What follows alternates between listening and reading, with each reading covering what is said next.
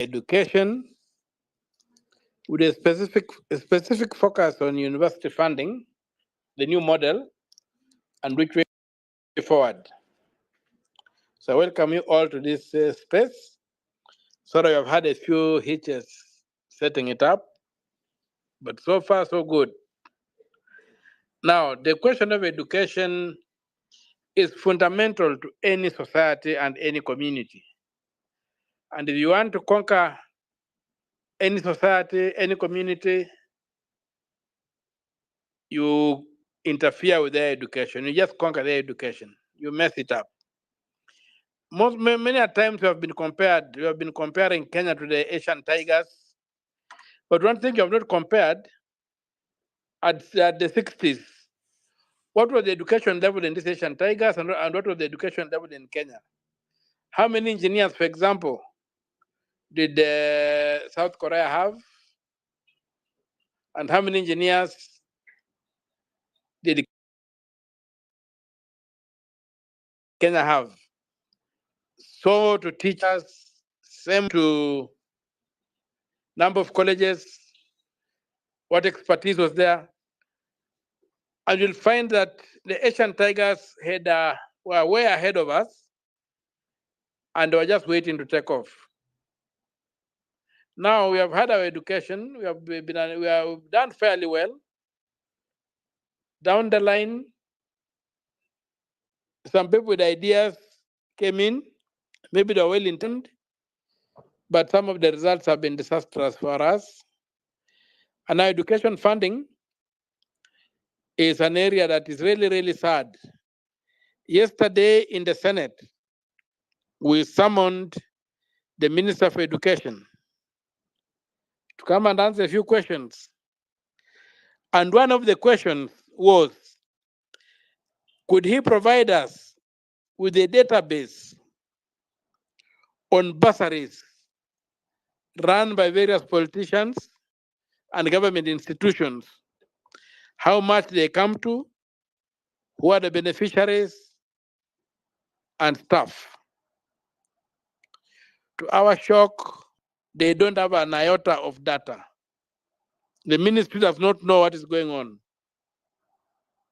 There's no criteria for who gets the bursary, who does what. So politicians get money and they just use it like pocket money with a few favors here and there.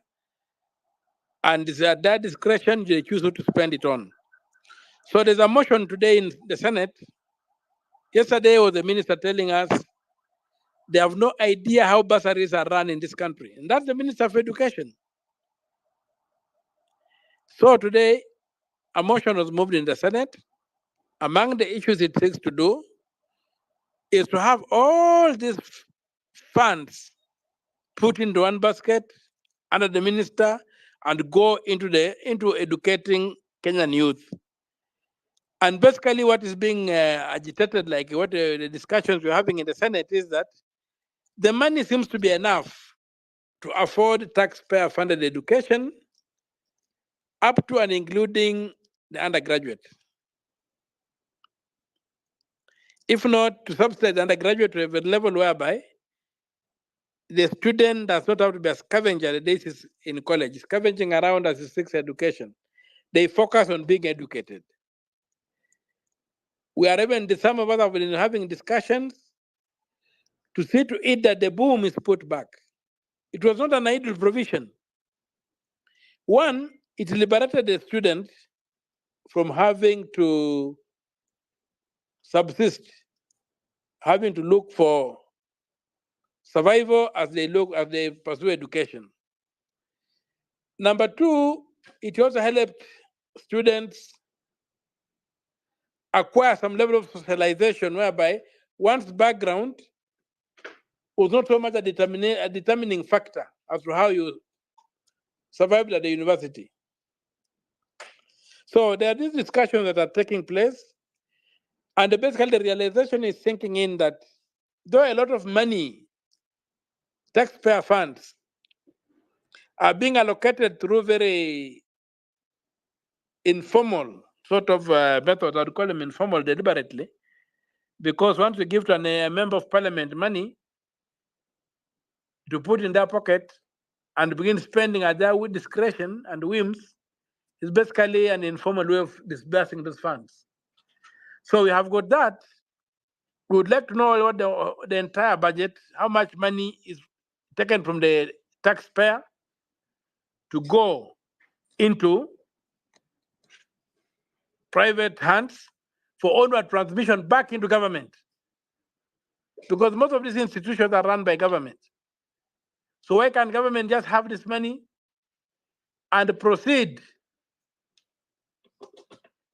to use it itself? And what the student has to do is just to avail himself or herself in a classroom.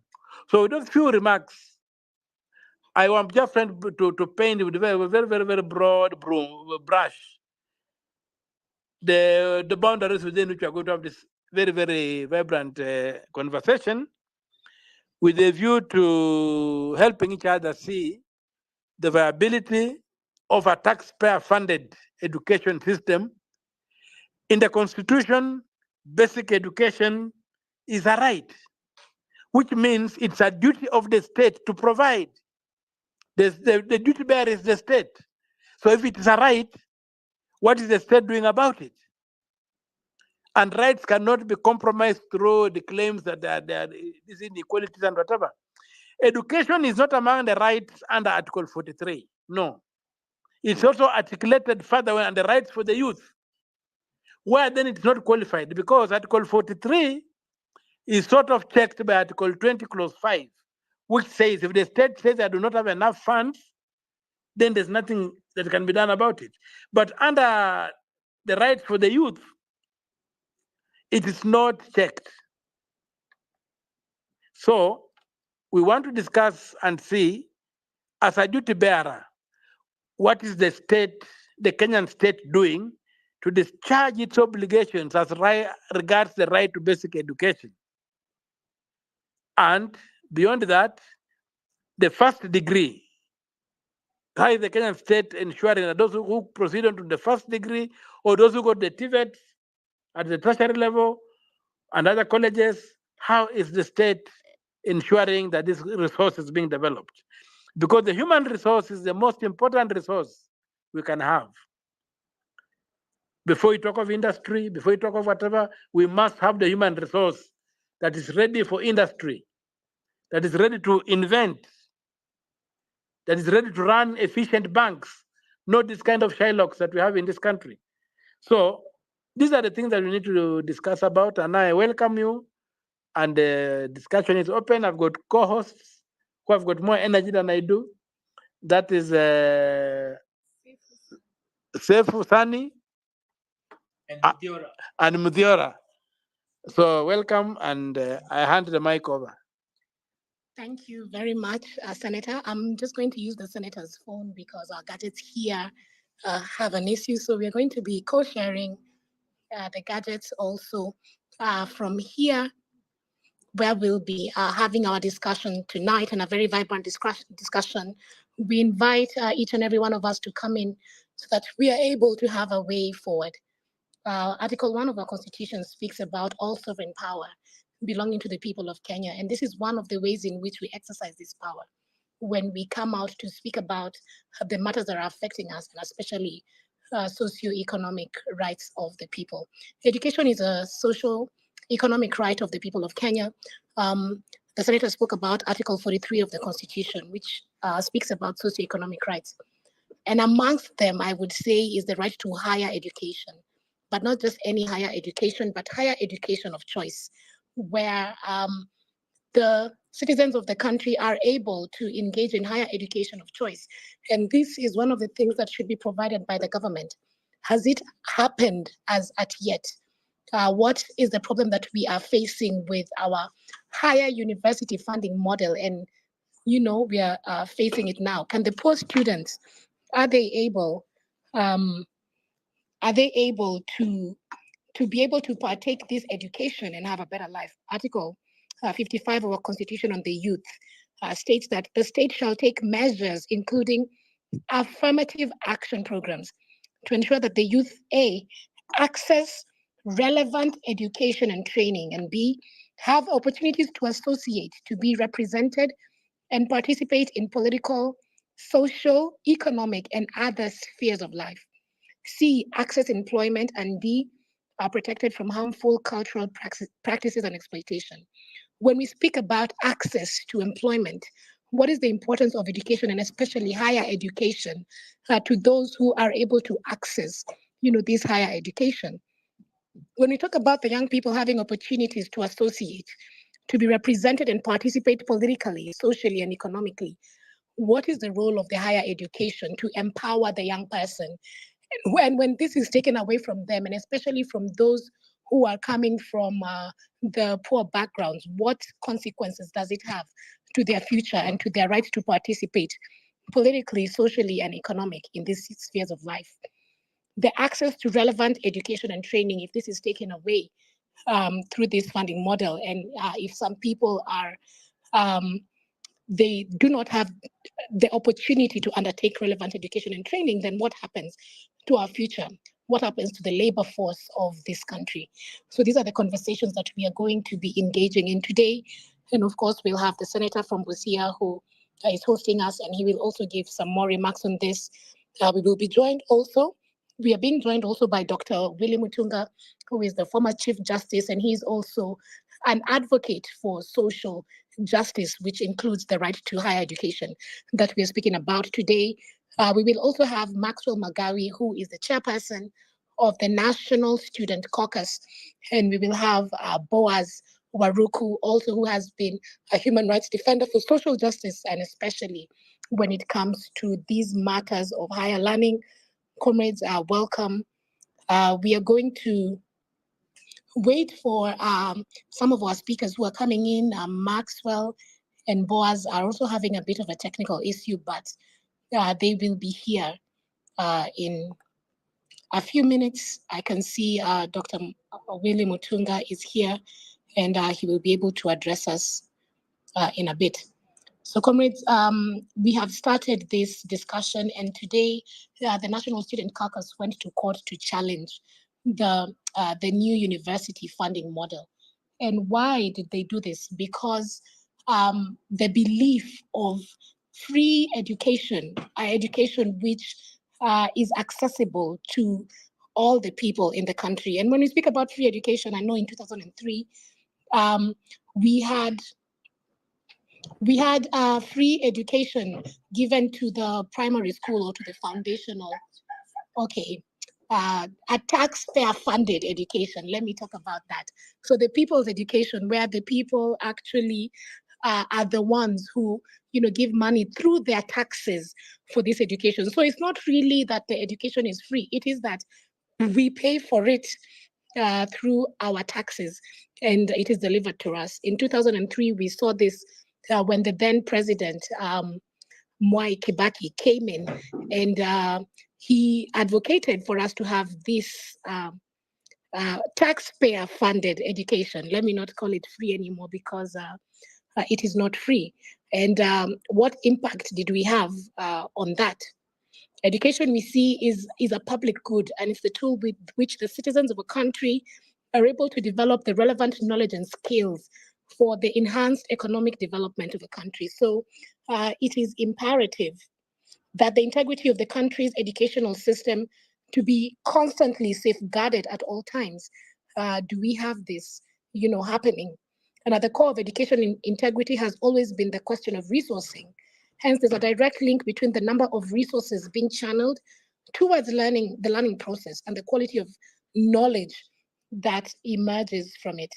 And it's also against this backdrop that we are having this conversation of the funding of the Kenyan education sector at a time when learners across different levels are grappling with increasing cost of education.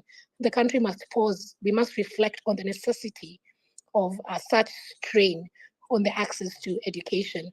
The young people in the Kenyan higher learning institutions must, among other issues, amplify the need to have an education system that creates enough space for every citizen in the country, regardless of their economic background. Regardless of their economic background. This is why we are proposing establishment of actually a taxpayer education, of a taxpayer-funded, education as a path to attaining education for all the people in the country. One, to guarantee equitable access to education by helping learners meet their education expenses, but also in building and maintaining quality education through constant teacher development and the creation of an ideal environment for learners. Quality will also be enhanced through setting and implementing standards in the provision of quality education at all levels, and there will be an opportunity for continuous research and curriculum improvement development with investment in information and communication technology. This will also be important for long-term planning to guarantee stability and predictability in education financing and to curb an ad hoc curriculum adjustments, like some which we have seen. And tied to this will be reduced dependence on donors, thus ensuring better autonomy when we're talking about reshaping educational policies, excuse me. So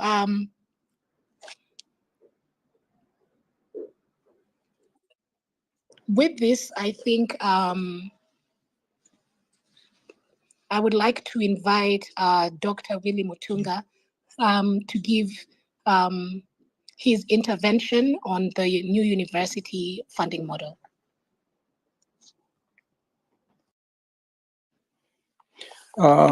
Thank you very much. I wanted to give kind of an historical analysis of this particular issue and explain also, why this is happening. So, for people of my generation, those who went to schools, to secondary schools in the 60s, the counties used to give us bursaries. So whether you're from rich family or poor family, you got that bursary. And that's how, in my case, I was able to go to Kitui Secondary School, for 4 years before going to Strathmore, where I had a scholarship.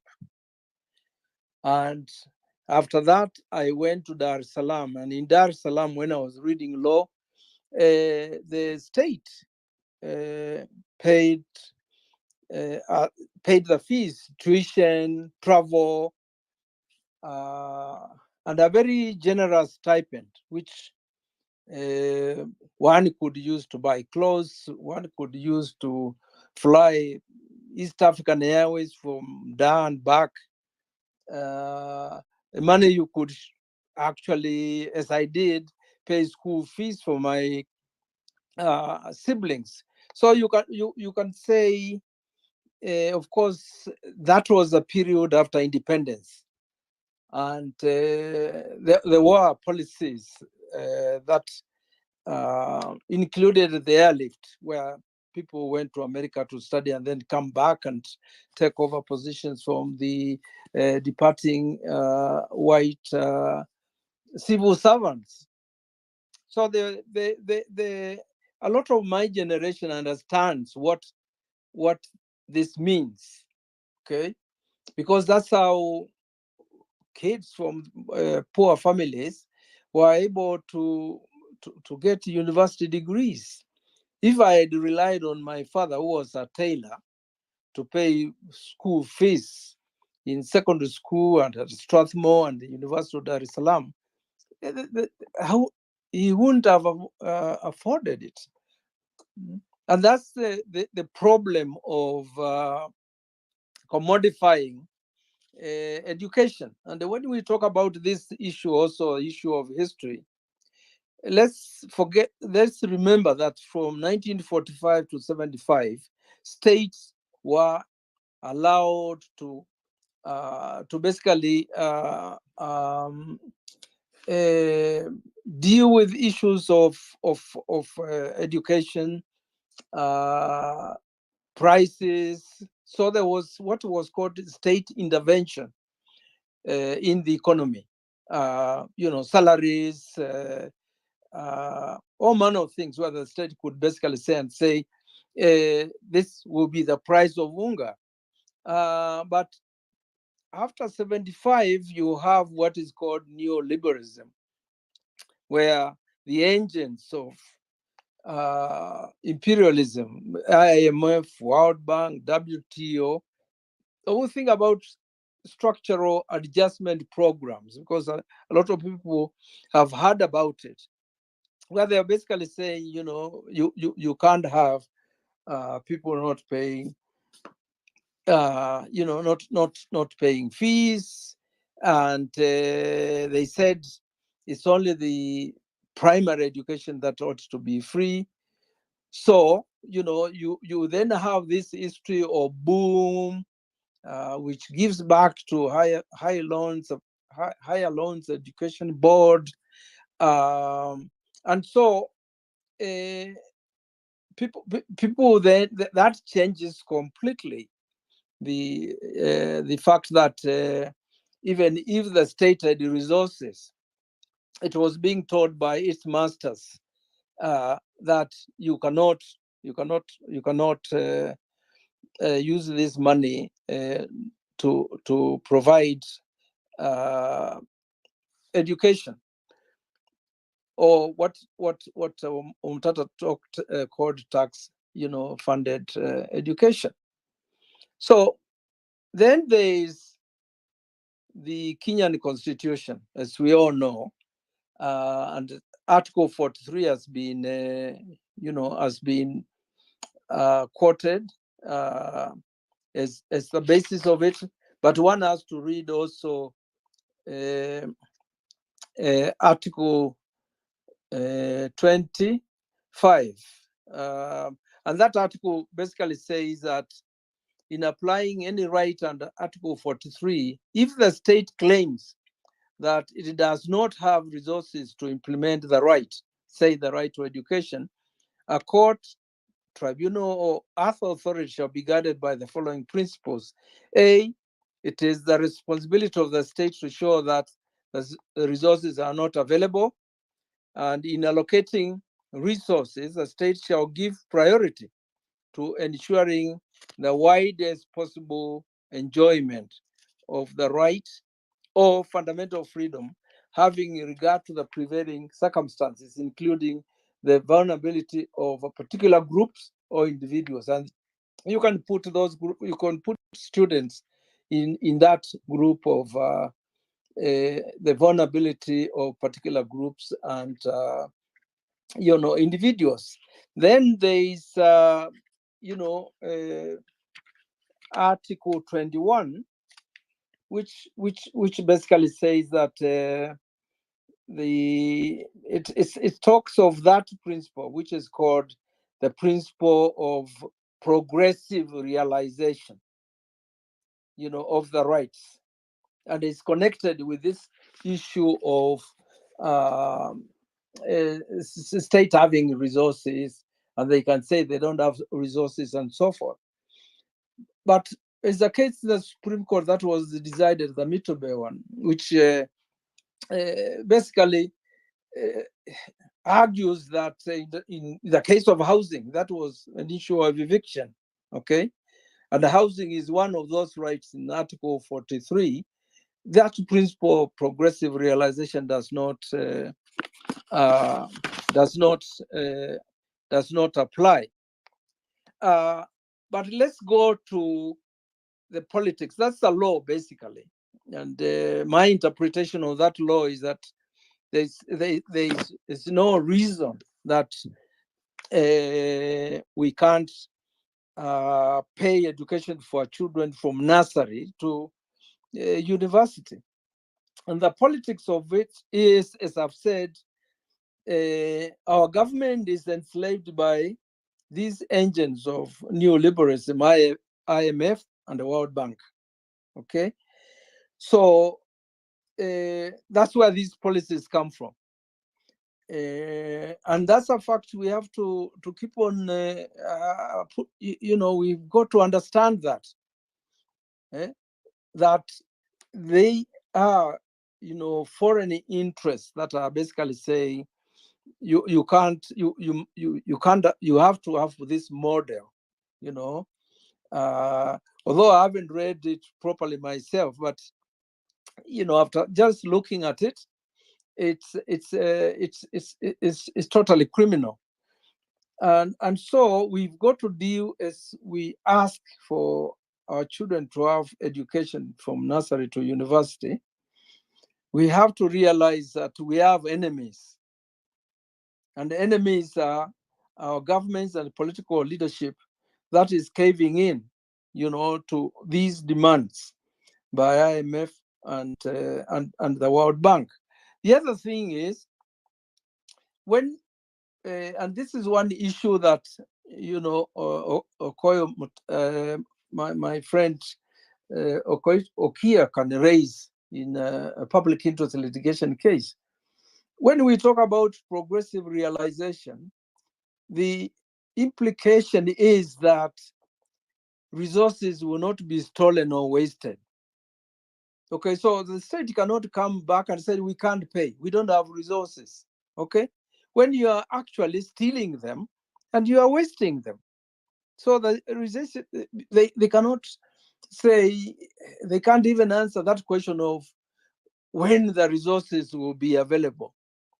You can't, the state can't ask that question because they are stealing and wasting resources and are not accounting, you know, for resources. And if that wasn't happen, there would be, we wouldn't be talking, you know, about, you know, this issue at all. Because even if we call it tax funding, or it's coming from the resources are there. They are simply wasted. And there is data, you know, showing how the thieving and the wasting of resources, if it didn't happen, you know, these economic, social, and cultural rights, you know, will be implemented, and the country will be, you know, better for it. So I think that it's the politics that we have to look at, okay? Because if you have the kind of leadership we have, that leadership will not give you the demands that we are making. It's the group that is bribed by foreign interests. It's a group that is stealing. It's a group that is wasteful. Okay, so we've got the students and the youth have to realize who they are up against in this, you know, in this issue, and the fact that you get support from all the people. Everybody who is poor wants an education where they are,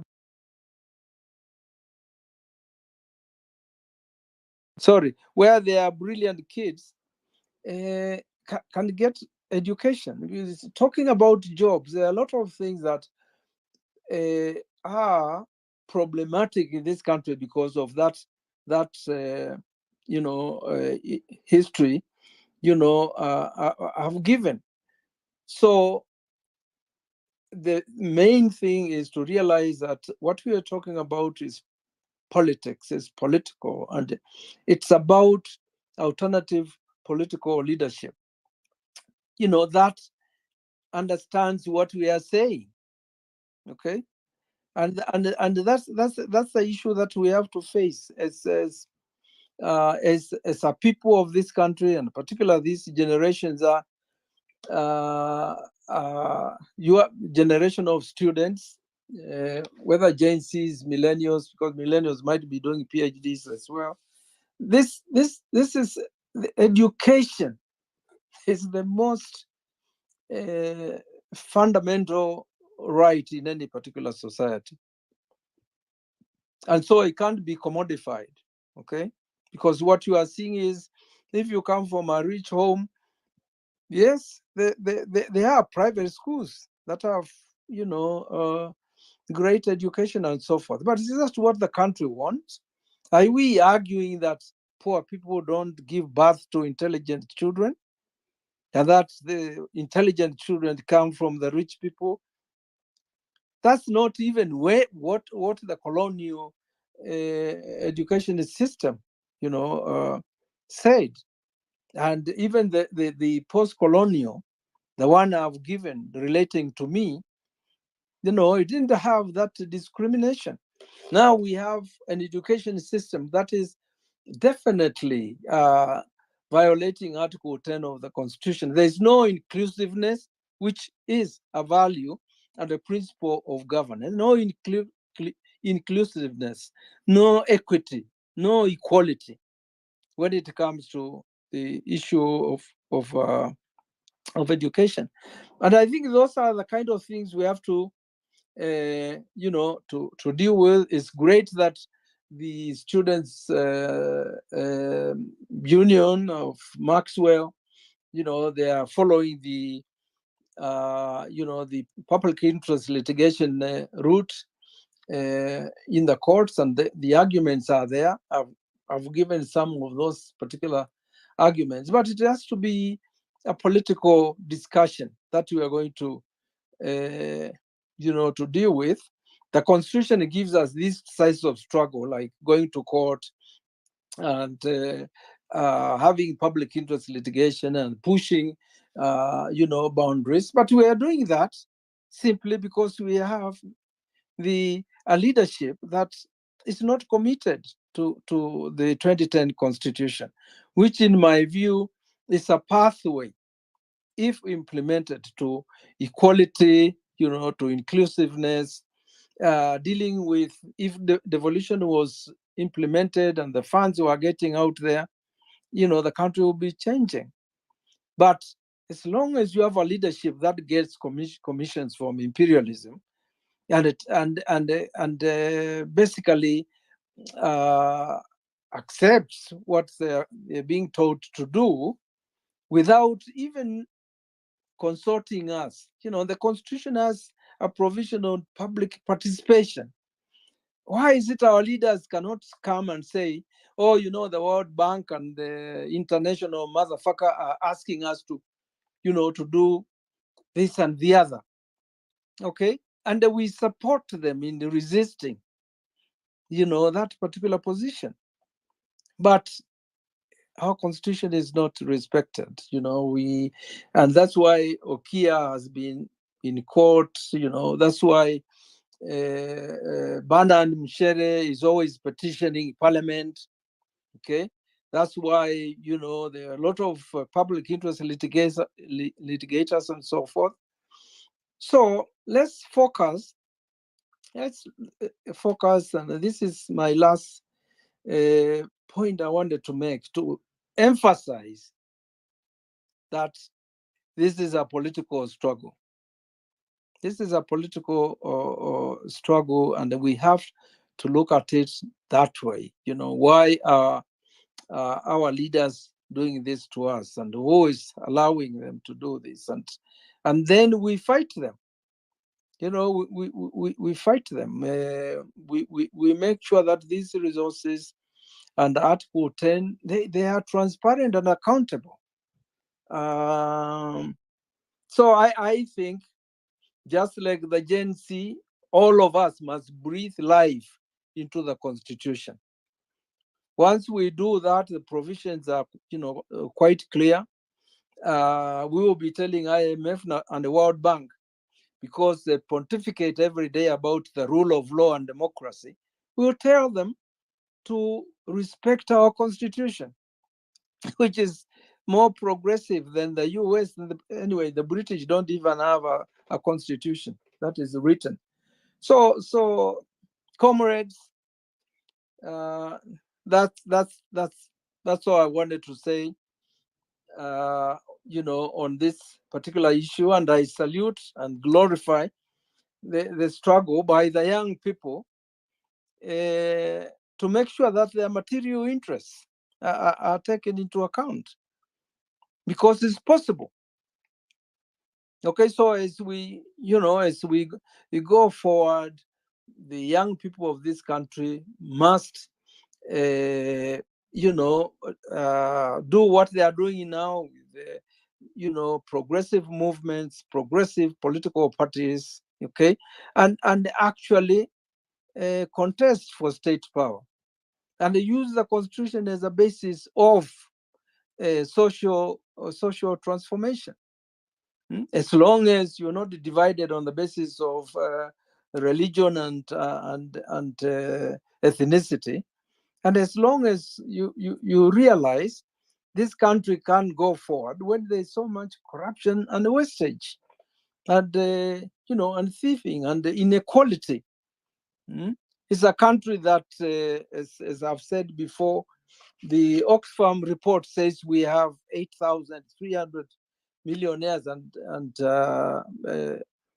millionaires and billionaires, others billionaires in US dollars. 8,300.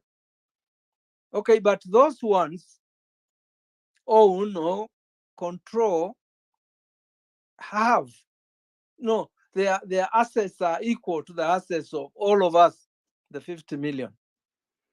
That's what we are dealing with. That's what we are dealing with small group of thieving, corrupt, and patriotic leadership. Which when we talk about hunger, we talk about prices and so forth. They have no idea. These commissions from foreign interests is what they think talking about, and what they want. So that's the reality of it. I've seen it for decades and decades, and I know there is the resistance, which is important, because like even this discussion we have is a form of resistance, and that's what we have to continue if we are going to make sure that our kids go to school, and these rights that are in the constitution are actually implemented, including the right to food. It's there. Housing, healthcare, education, security. All those things have to be fought against, fought for. Okay, thanks, Senator. Thank you for hosting us. That's it for me. I can now shut up and listen. Thank you. Thank you very much.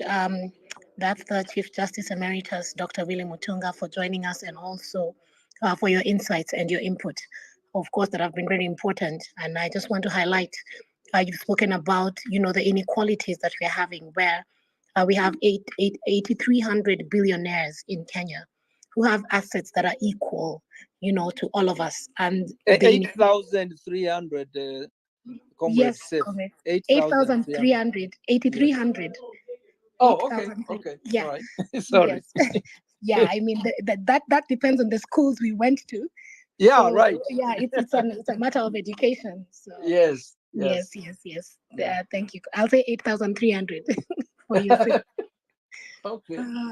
Yes, 8,300 billionaires, in Kenya, and their assets equal all of us. So you can see the amount of inequalities that we have, where a very small portion, minority of the people, have assets that are equal to majority of the people in the country. And now we are suffering from the socioeconomic amenities that we do not have. When you look at our hospitals, when you look at our roads, but also now, when you're speaking about right to education and why this is important. And Chief Justice Emeritus Dr. Mutunga also speaks about this being a political issue. That yes, we are speaking about education, but this is one of the things that should make us, exercise our rights as the citizens of this country to go to the seats and say, we want, better education. We want to be able to have our higher education of choice, which will be funded by the government for all citizens of this country. And this is one of the reasons why we must have a complete overhaul of the system that we have today and of the people that we have in leadership for us to be able to have this access to education and for the voice of the people to be heard. And one thing that the Chief Justice Emeritus mentioned is that it's not just the rich people who give birth to intelligent children. We all have that right to be able to have our children and even ourselves be able to have access to this education. Thank you very much, Chief Justice Emeritus. We will invite you much later, maybe for a Q&A session. So now I want to invite, Comrade Boaz Waruku as well, who's a human rights advocate for social justice, and especially when it comes to matters of education. Karibu sana, Comrade Boaz. Hello, good evening. You can hear me?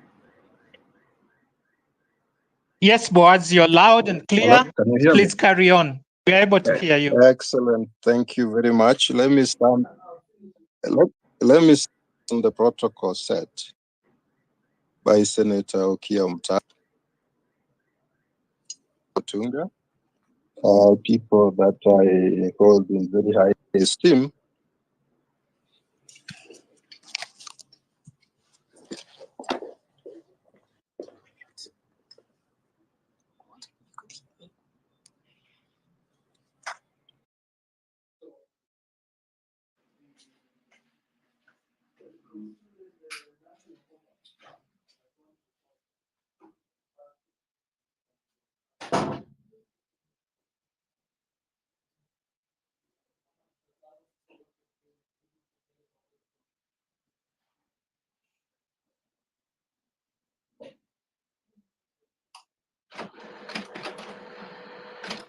Well, it does sound like we lost him, so we'll pick Kev. Kev, if you're ready, you can have the mic as Boaz tries to sort out whatever issues he's got. So, Kev?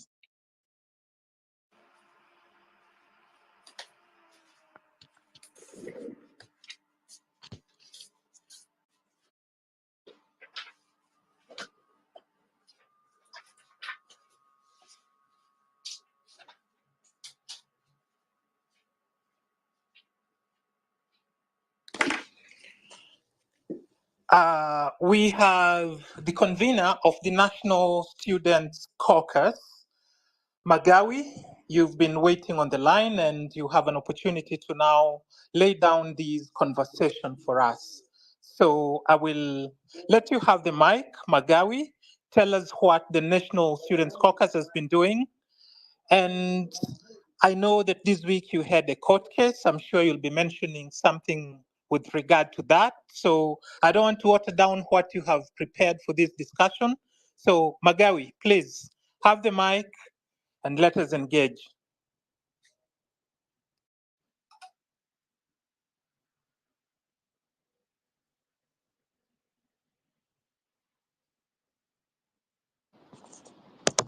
Thank you very much, Mutiora.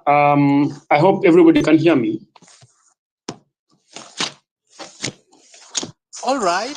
All right. I guarantee Can you you hear me? that we're going to have this conversation no matter how many technological interruptions we have. We've got a host of speakers who are ready to share with us. So as the national convener of the Students Caucus gets ready, I would like to invite again.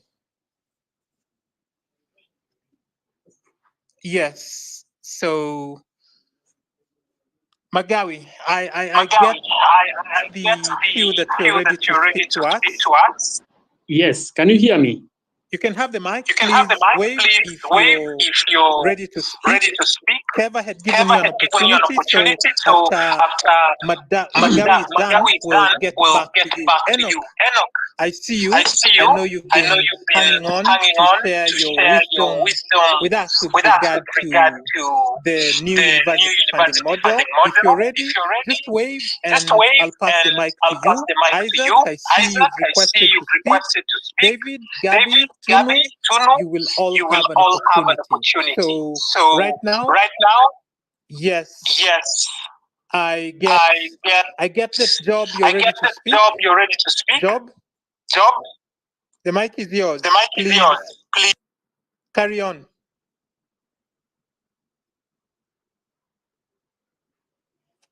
Job, did you just hang up your coat and take a walk. Job right.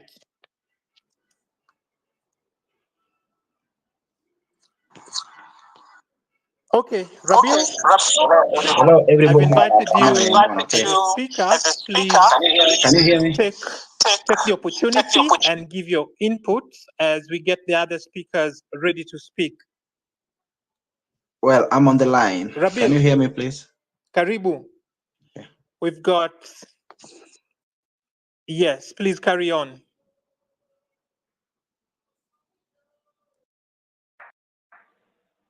I hope someone was before me to talk. Well, Rabil, you have the mic. I'm sure you had researched on the conversation we are having tonight. So just carry on. Kev is ready to speak, but you go first. Comrade, can you hear me? Okay, thank you, sir. Senator Okiya Matata, for your hard work and the encouragement. First of all, for new university model, even for our young children, especially for youth. We are in university, and since September, we are on strike in universities, especially in more university where I've studied.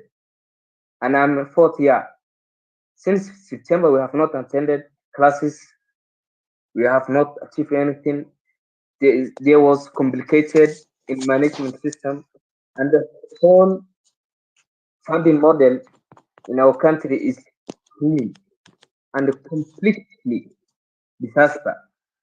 For please, Senator, take actions and measurable steps to come rules and principles that guide our university model and our education, especially public universities. There is no marks, there are no marks. Even we are fourth year and yet we have not received our marks. Imagine fourth year. A small portion of public universities are doing well. 99% of public universities are corrupted, ruined, disaster for our education. Please and please, we are begging our senators, our National Assembly, please and please take actions to make sure our children, our young generation are not be ruined, destroy their lives, destroy their future. We are hopeless. We are hopeless anywhere. We are tired. We are at home. We don't have work. Imagine the children are crying, the youth are crying, but the government and other institutions, they are busy for other political processes, which does not help anymore. Thank you, sir. I hope you will take my words and the word from the rest of the youth. Thank you, sir. Well, Rabile, thank you for your input. It was quite emotional. And we're recording this conversation so we can gather the notes from whatever input that the speakers give. So be sure that whatever you've given will be looked into, and that which can be used, like the senator said, and he confirmed that there is actually a conversation with regard to our education system going on at the Senate. Your input will be considered. I had invited you, Kev, to be ready as Magawi was preparing to give us a brief with regard to what the National Students Caucus has been doing. So, Kev, I will come to you just after we get input from the National Students Caucus. So, Magawi, I'm sure you're now ready to carry on. Please, you have the mic, Magawi.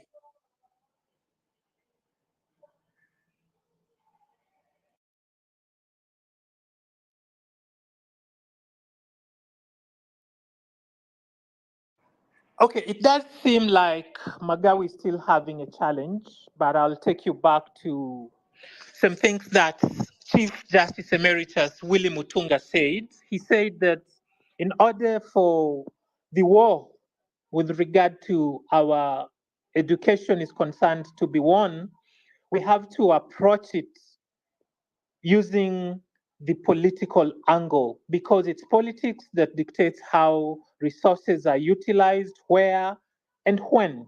And I recall he's participated in the process of ensuring that there is an alternative leadership in Kenya. As a matter of fact, in 2022, he convened a caucus where Kenyans who are progressive were exploring on how to take power. So, indeed, it's a political question. And no matter how much we'd like to distance ourselves from politics, education cannot be delivered to the specification that will uplift the people without us fixing our politics first. So, we would like to hear what you have to say about this topic. For all the speakers that are lined up, just raise your hand and I'll pass the mic to you. Yes, I see that Joba is ready. So, Joba, take it away. Hey, good. Is it good afternoon or good night or rather good evening, everyone? I hope you can Joba, hear right? me. The chance is yours. Yeah, You can you have hear 2 me? minutes. Can you Please hear me? speak. Am I audible enough on your side? Okay. I'm just Clearly, I understand that we all okay. are having challenges connecting. Maybe it's an internet problem, maybe it's your phone that has issues. Sort that out before you request for the mic so we can have a smooth Sure. conversation. Kev, if you're ready, you can have the mic.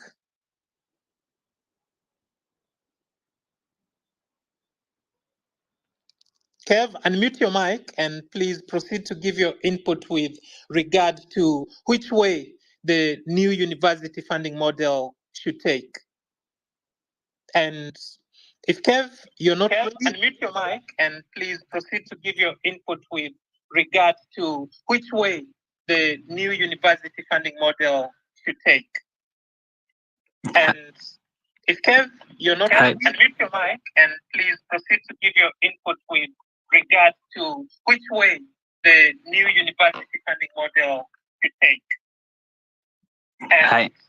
if Kev, you're not ready, unmute your mic and please proceed to give your input with regard to which way the new university funding model should take. Hi, everyone. Can you hear me? Hi. I think sorry to interrupt, but I feel like the space need to be Hi, everyone. refreshed because we can hear Yes, Kev, we can hear you. everyone talking. Hi, everyone. Can you hear me? The Yes, we space can hear needs to you, be Kev. refreshed. Carry on. But I feel like the space needs to be Hi, everyone.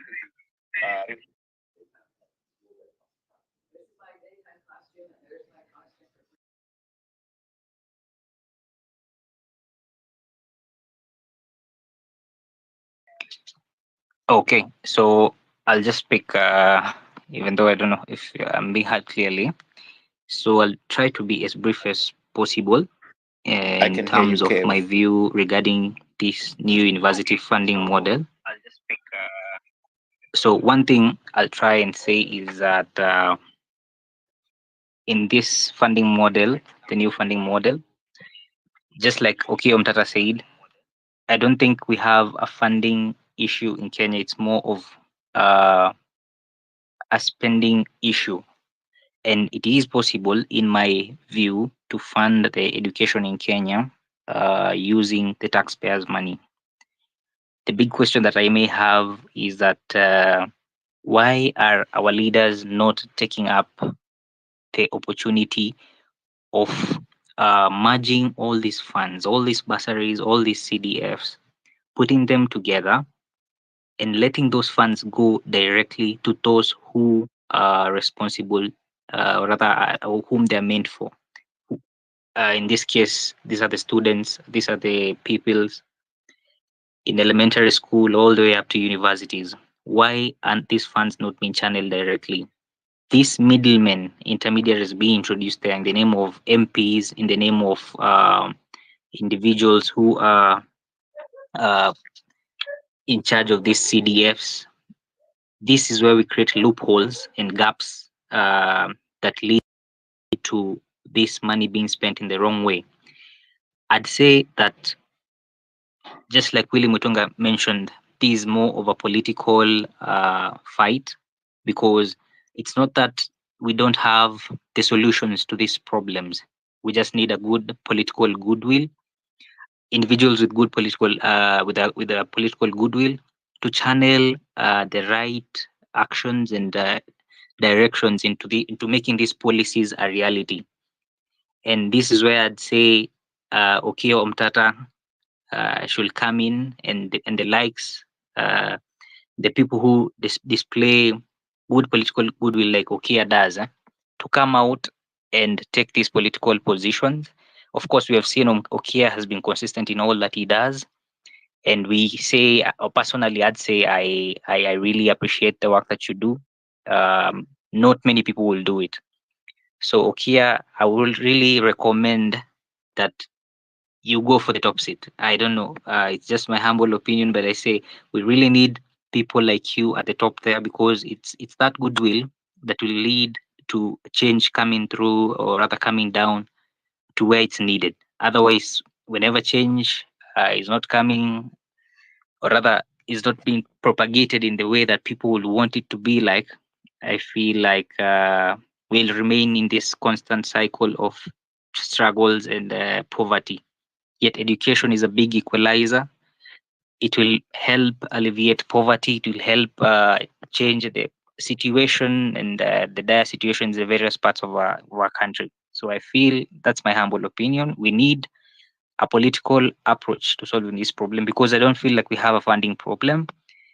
The other thing I should mention is that in this case, where the government is trying to say put across a model where they want to try and make people who are rich, or rather who fall in certain social economic cadres in the society, to fit into certain funding models. I feel it's not possible to do that, because just like the fingers of our hands, we can never be equal. However, if we have a model that assumes we are all equal and gives funding to all without caring where you come from, without caring of your background, your societal or rather economic background, and gives everyone an opportunity, then we'll have an equalizer, instead of people sitting down and saying, because you live in a mansion, because you live in a madhouse, you deserve this funding, because you live in this place, or rather this is the type of car you drive and the like. Let's have education for all, and in that case we'll be able to have solutions for all. Thank you.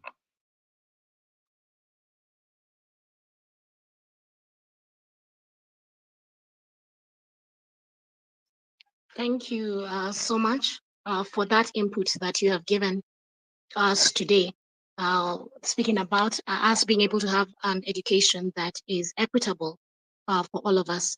And also thank you. I think you brought up a political question which keeps on recurring for all of us who are here, when we say that this is a political problem and we need an overhaul of the system, comrade. So earlier on, you'd spoken about, having the people who are there now, like the senator, doing their part, but it's not just the senator to do his part. It needs all of us to join our hands together. If it is speaking out, if it is going to the streets, if it is having avenues like this, if it is having organizations that, work to speak out against such things in the society, then that's what we should do. And Senator Omtata, probably I've also heard that people are saying you should go for the top seat, in the country. Maybe much later you can tell us about that. Comrades, when we're speaking about, this higher education funding model, education is a very important aspect of our society and for all of us. To be able to be edified, let me use that word, for us to be able to have better knowledge, but even in the manner in which we have our interactions and the opportunities that we are going to be having in future. It is our labor force in the country that builds this nation economically. It is very important for us to have education, and especially higher education, that helps us to be able to have these skills to be able to have a better labor force and economic force in this country. Joba, I can see that your hand is up. I'm going to give you the mic. Joba, kindly come on, and much later, Boaz and Magawi kindly prepare as well. Okay, please just confirm to me now you can hear me. I can hear you loud and clear, so please go on. Thank you so much. So I want to start by saying this. We as the Kenyan people, we really need to protect our constitution before it gets too weak to protect us. Whatever we are talking about, these are things that were captured in our constitution, that education should be a fundamental right. I don't know what's up with the Ruto's government. Well, some people will say that the blame is not on Ruto, but to me, is the figurehead on top. So all the things that we're facing right now, they'll all stop with Ruto. So what problem do I have with this current funding model? In my view, of which some may agree or some may not agree, there was no participation. Or even if there was, then it never reached the wider majority of the population. Two, I felt like it was a rushed implementation.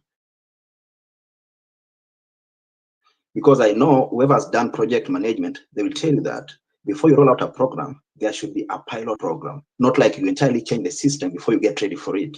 The government ought to have done a pilot program and see how easy could they implement whatever they wanted to do before they could just change it at once, leaving our parents confused back in the village. It could be good, yes, but we need to understand how it works. Another thing, I don't know, our president seems to be thriving on classism and division. The other time it was Vijana Wazee, right now the rich versus the poor. We as a society, some could be rich, some could be poor, yes.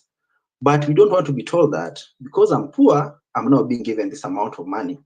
The other model was just working well for almost everyone, and it was optional. If you felt like you are rich enough, you didn't apply for it. For those who needed it, like me, we applied for it, and it really saved me a great time. So I feel like if there was an issue with the previous model, they ought to have just sealed the loopholes and make it work better, rather than dividing us based on who is rich and who is poor. That's so difficult. And I remember at one point he said, if you ever went to a private school or whichever school, then you may, now you have a different class. We know from where we come from, especially the rural areas, primary public schools, to some extent, teachers were overwhelmed. So the quality of education wasn't that good. So our parents would deny themselves the little money they had to send us to private schools so that we could at least get that knowledge. So going to private school does not equate to being wealthy. So what should the government do? I know Mr. Senator is here. I feel that the government has a lot of scholarship from women rep, governor, CDF, name them, some that we even don't know about. Why can't they just consolidate all these funds, then they channel it from one point? Like with free education, I think most of the free books we were getting, any help from the government, I think it was done through the Ministry of Education, I think. I may not have the clear data, but you could see we were being given books from school and any other assistance. So I feel we should just revert to that old way. Let's consolidate all the support the government is giving its citizens to one point so that they can be dispensed from a single point. Because if everyone else, the notorious ones being our MPs, having the CDF, they use them as their pocket money, as someone had said earlier there, because to them that's their money. They choose who to give that money and who not to give. We all pay taxes and we all should be having access to this money. Another thing, the government, I feel, is intentionally messing with our education system, especially at the university level, because most of us, this is where our lives are made. And if you mess up my years between 20 to 25, then it means I'll be late for nothing.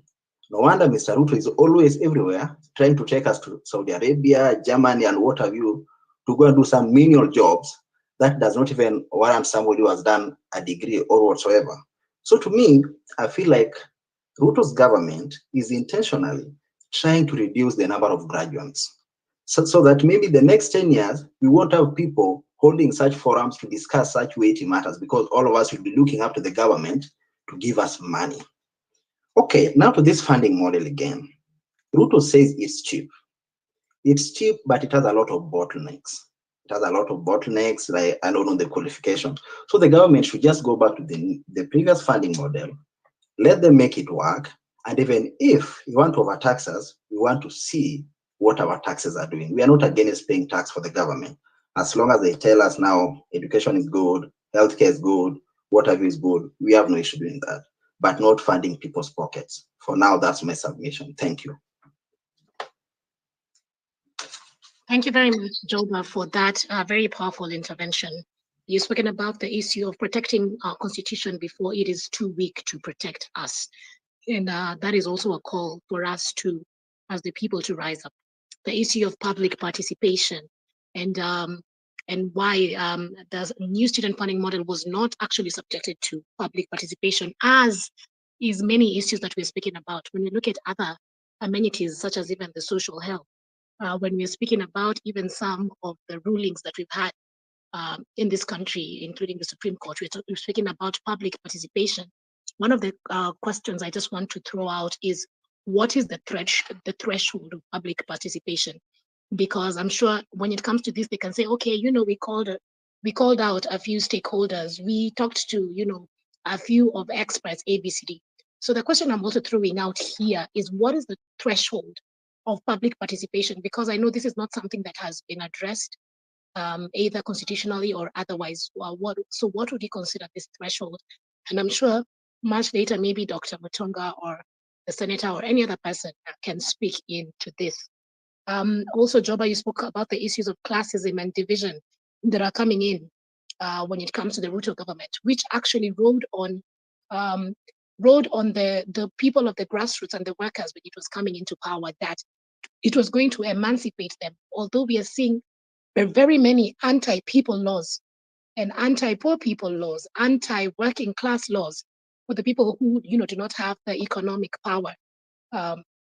And most of these laws are going against really the majority of the people in this country.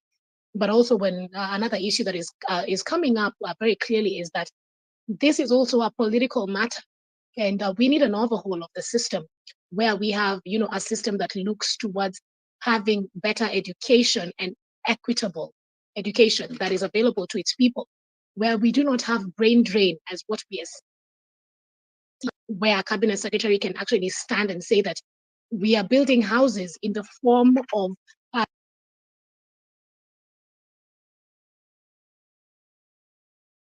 models, and it is because of the education and the opportunities that we need to get out to all of us. Comrade Boaz, I don't know whether you are ready to speak. If you are, kindly unmute, and then you can give your input. And then we can also have the National Student Caucus, and I will be calling a couple of you. Karibu, Comrade. Thank you very much. Actually, I'm not so sure at what point I got disconnected, because I continued speaking. Also because I was using my phone and they decided that we don't deserve light. So I wasn't so sure whether I was being heard. Even now, am I still being heard? You are loud and clear. Yes. So to avoid repeating myself, I'll just do a summary, because I think I actually spoke to the end until I had somebody speaking and I was wondering what was happening. So I mentioned a few things. I said the constitutional anchorage that we have, that makes it mandatory that the government must always look for these resources to ensure that the students are in school and they are learning. And because I actually mentioned that Article 43 is very particular. It talks of everybody having a right to education. And that means everybody, including those who have reached the age of majority. And indeed, even when now you've reached the age of majority, and the government also looks at it in terms of assessing you worth on the basis of the wealth that your parents have or your guardians have, whether gotten fairly or not, that is not the issue. But I think then that becomes a problem, because then you are treading into the dangerous grounds of discrimination, because Article 27, I said, outlaws that discrimination. But I also wondered aloud where this policy of Ruto on the mutating funding model came from, because according to my understanding, and within Elimubora, the thinking and the understanding we brought over is anchored on Article 19, that the Bill of Rights, which comprises of all those provisions that have been mentioned, that continuously are being mentioned every day. Now, that Bill of Rights actually is an integral part of Kenya's democratic state, and is the framework for socio, economic, and cultural policies. So if there's any policy that then is at variance with those provisions, I think that policy is a nullity in my understanding. And so starting with this mutating funding model, the reason why it must be fought from all corners is because it is not anchored within our own constitution. Sorry, I hope you can hear me. Yes, yes, yes. Okay, yes, so then continue. And I also cast my lot with Dr. Mutunga's assertion that these things are political, and probably some political solutions must be gotten, besides the litigation, looking at the judicial processes that we are having. We must also be thinking heavily on how politics can come into play. And with that is where I went back to talk about the introduction of this mutating funding model. What the government and the system did was to ensure that they harvested the top leadership of majority of the universities, who a number of them started just saying how good this thing was. And contrary to the obvious view that this thing was not meant to help, because one question that we as a Limubora asked them when they were saying this was a good thing at the right time, we asked them, how come then you are not being allowed to consume it yourself, that you're told it will be for those who are coming after you. And so the political angle that I would like to see as also taking is reconscientizing the students' body, because they are the consumers of this, just to ensure that they are not supposed to be subjected to this torture. This is psychological torture, because nothing that the government says comes through. The time when they could not even afford to reach the universities, they were told that even those who do not have any money, just go, you'll be instructed the universities to register you. They went there, many stayed for semesters, 2 semesters, without even proper meals. They did not even sit for the exams, because they had to, for you to sit for the exams, you needed that clearance and the exam cards. So when this happens many a times, I think you must realize that the government does not mean well. I normally give the example of the students who are doing medicine. I know many courses are tough, but look at a student doing medicine going for a whole year without exams. Then you're telling them they can actually come and sit for special exams in their first semester of the second year, a semester where they also require to study for other exams towards the end. I think the mental issues, the mental wellness of these students really must be looked at, because they're being subjected to a lot of torture. But there's an aspect that I've also brought on board most of the time. Those who opened the portals of coups and saw those very exaggerated fee structures and then just shut it and never went back. There are many of them who are out there, they have not gotten back. So many, in fact, by the KCSE candidate who sat of 2022, the very first consumers of this new model, more than 26,000 did not apply. More than 26,000 of those who got C+ and above, they did not even bother to apply to be considered for any of the courses. We say, I think it is the fee structure that chased them away. And some who had even qualified to do courses of their choice could now not go for those because they were looking for which one is affordable. And if we have a system of education that only allows people or enables people just to look for the cheaper ones, what they consider the non-marketable, I don't know how the criteria they used there. But we find that that really would be making it difficult. There are certain sections of this country, this nation of ours, that you'll not be having the engineers, the doctors, the lawyers, the IT gurus, the name it, the teachers, top-notch teachers. You'll not be having them because then they went to do courses which were affordable. And so I think for us, we are saying that there's enough resources in this country. And indeed, this the enoughness of the resources has been affirmed severally, even by those who have been in leadership. Uhuru Muigai told us that the government, at his time, was losing 2 billion per day, 2 billion Kenya shillings per day. The Auditor General puts it at 700 billion per year. Of course, 2 billion per day for 365 days would almost take you to that 7 billion plus. So it means that even if we just stop that pilferage, that looting that takes place, we'll be having more than enough resources to bring into education and make our people really to learn. Two, we are wrongly also prioritizing spending.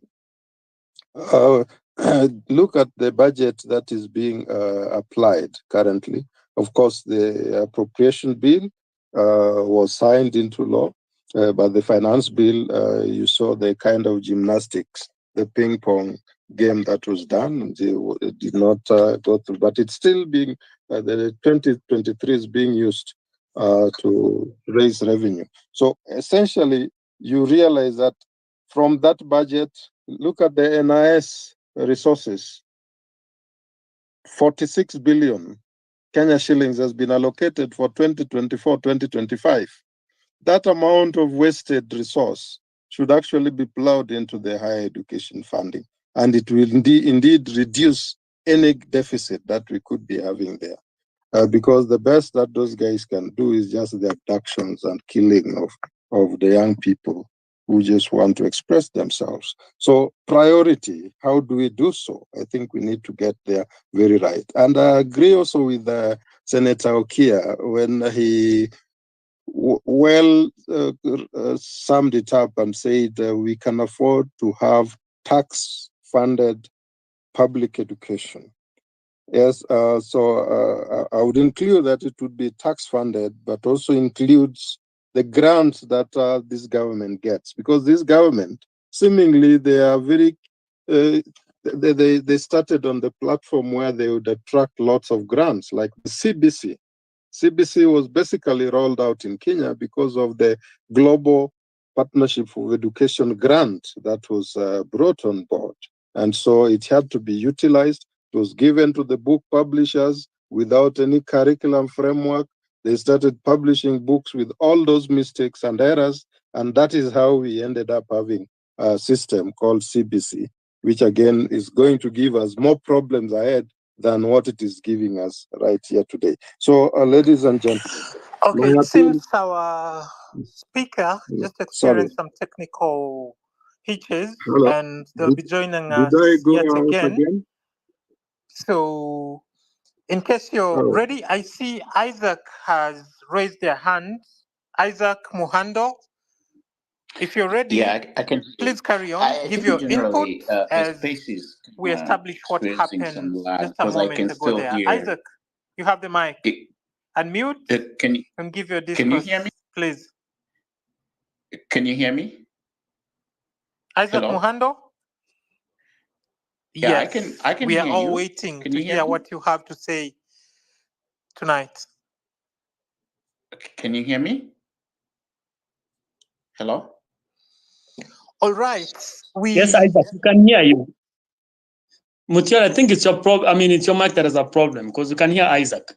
Okay, let him carry on. Isaac, go on.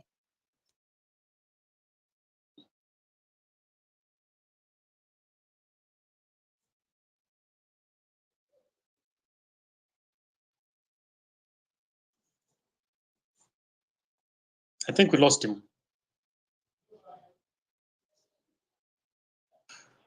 Okay, seems we do not have Isaac, but I see Karue, who has been waiting for quite a while. Karue, the chance is yours.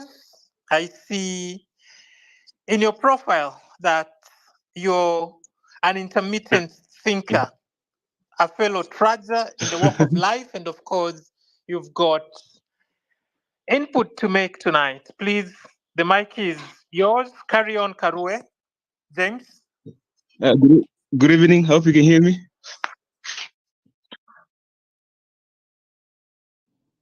Yes, we can hear you.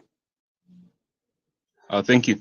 I think in line with the previous speakers, mine might be an unpopular opinion, but because almost unanimously the solution has been Fellow political. compatriots, are you having a challenge hearing what's been said right now?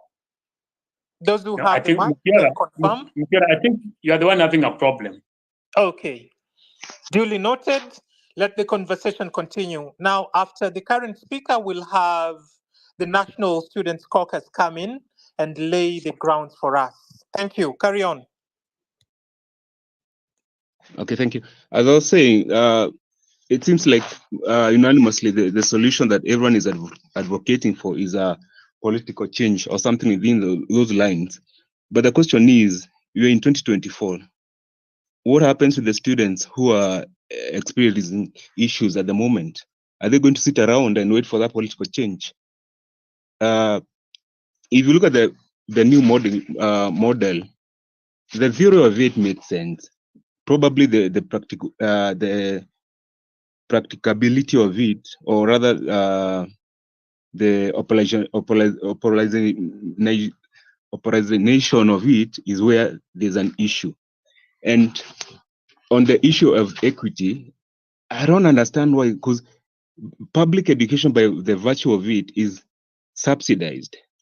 And now if you're moving towards free primary education, secondary education, and university education,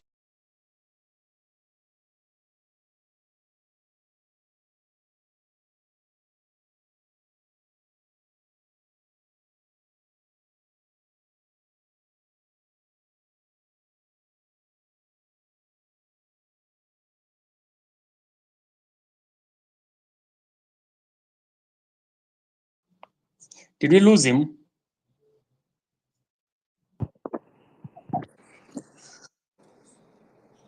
Well, it does seem like we lost him. I was told it's my mic that had a problem, but seems I'm not the only one. Sefu, if you're able to hear us, you could clarify if we still have Isaac.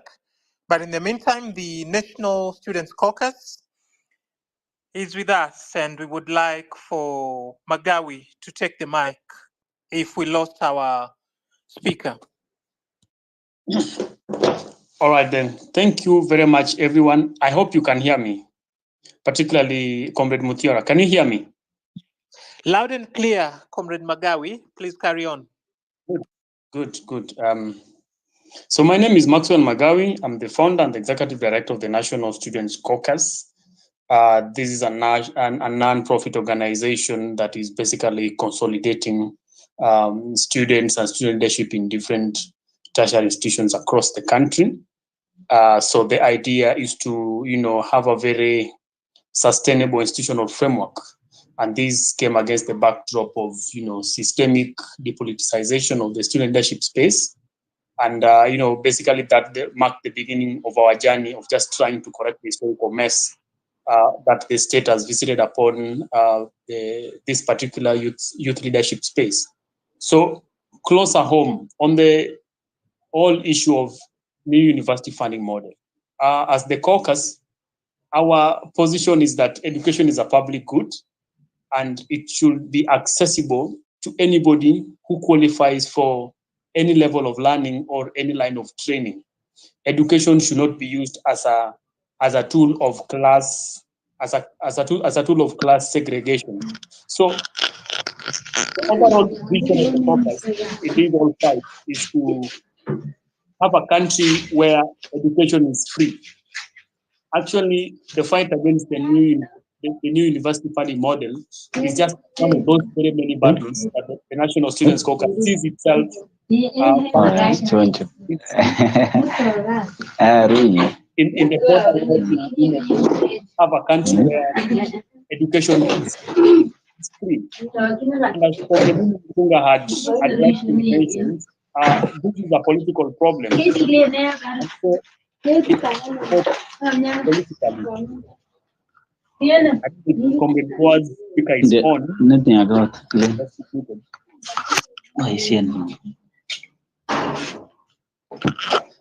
What you're dealing with is a political problem, and it must be fought politically. So even at the judicial front, we have to find a way of politicizing the judicial process. And part of the strategy we're using is to find a way of joining the efforts of the student community with members of the broader public. So basically trying to, paint the whole issue of the new university funding model, not just as an issue that are affecting students of the day, but something that will potentially affect the entire country. Something that will potentially have an impact on the cost of living for the Kenyan people, because on one end, the students are consumers of education, but then we also have the parents, the caregivers, and the guardians. Is it possible that the moderator can mute those who are interfering, please? Yes, Comrade Boaz, can you mute? Ndugu Magawi, I am on mute. I am just trying to help you control. There are people who have allowed themselves to be out. Magawi. Boaz, your turn will come. Okay. Because there's somebody on the background with a very loud speaker. I think it's a radio or what? It's okay. I'll proceed. So what I'm saying is that the issue of education funding is an issue that do not just affect the student community of the day. Because on one end, the students are consuming education, and on the other end, there are people who are sustaining the cost of consuming education. So basically, these are parents, guardians, or elder siblings. So there's somebody on the other end of the spectrum who is making sure that this particular learner stays in school. So if there's a hike in school fees, as a parent, for instance, you'll have to feel it, because now it will mean you spending more money to take your child to school. If the cost of education is free, is lower or is free, then you have more, you have freer money in your pocket that you can use to, sustain other expenses. So we need to appreciate the nexus between the cost of living and the broader cost of living. And that is what makes, education and the conversation around its cost and affordability part of the broader public conversation, and therefore should attract the interest of the broader public. So sessions like this to the student community are actually treated as opportunities to build alliances outside the tertiary compound, universities and college compounds, so that whatever is happening at the court is just but one of the main battlefronts that the fight for free education is being fought. We were in court yesterday. Our legal team put up a very spirited fight that was commendable. Of course, as expected, the state had its fair share of arguments, but then we were able to push for, conclusion of the highlighting of submissions, and the judge directed both parties to come back for a judgment. Actually, it's a judgment on the 16th of December. So what we are so far, deciding internally as an organization is to curate a political program around the whole judicial process. So we are looking at series of political or mass building activities in the build up towards, the 16th of December, so that by the time that particular judgment is getting, delivered, there's already enough groundswell. We have already excited enough conversation, both within the student community space and the public space, to just spotlight the judiciary, and just let the courts understand that you are presiding over this matter. But then on this other end of things, it's a whole public that is watching and is very much interested, because with this new funding model, the future of this country is at stake. And where we are, this particular course or this particular push towards the defeat of the new university funding model would actually be a moment of realization. Its success will push us to, will place us to a moment of realization, in the sense that there's an opportunity to even have a deeper conversation on, what should the state of our education look like? Just how good can it get? Is going back to the old funding model enough? Okay, or should this just be a catapult towards the push for free education? Because as Comrade William Mutunga has rightfully put it, this country has been in a position where, learners will go to school and will even be facilitated to cater for their side expenses. What has really changed that, what has really changed over the years, that we cannot be back to such a situation where, education is free, and it's not just free, all the accompanying costs or, logistics around education are facilitated, and we are able to have or churn out graduates who have gone through very rigorous and robust learning process, and that reflects in the quality of manpower that is consequently engaged both in the public and in the private sector, as opposed to what this new funding model threatens to do. Having an education system where people go to school just for the sake of it. So after 4 years of just getting by and surviving, you are in a position where you've just graduated and you're a graduate because of a name, but functionally you don't even half of what should be considered a graduate or a holder of a degree or any kind of training. So this is a very broad conversation according to us. It's actually an entry point into deeper conversations on those particular issues that bedevil the Kenyan education sector. So keep inviting the general public to be, for the media to be and take a very keen interest on the ongoing judicial process, but then also join the National Students Caucus in curating those maximum and minimum political programs that we are using around the case that is at the court, but then also within the broader objective of the fight for free tertiary education. Thank you. I think I've said enough.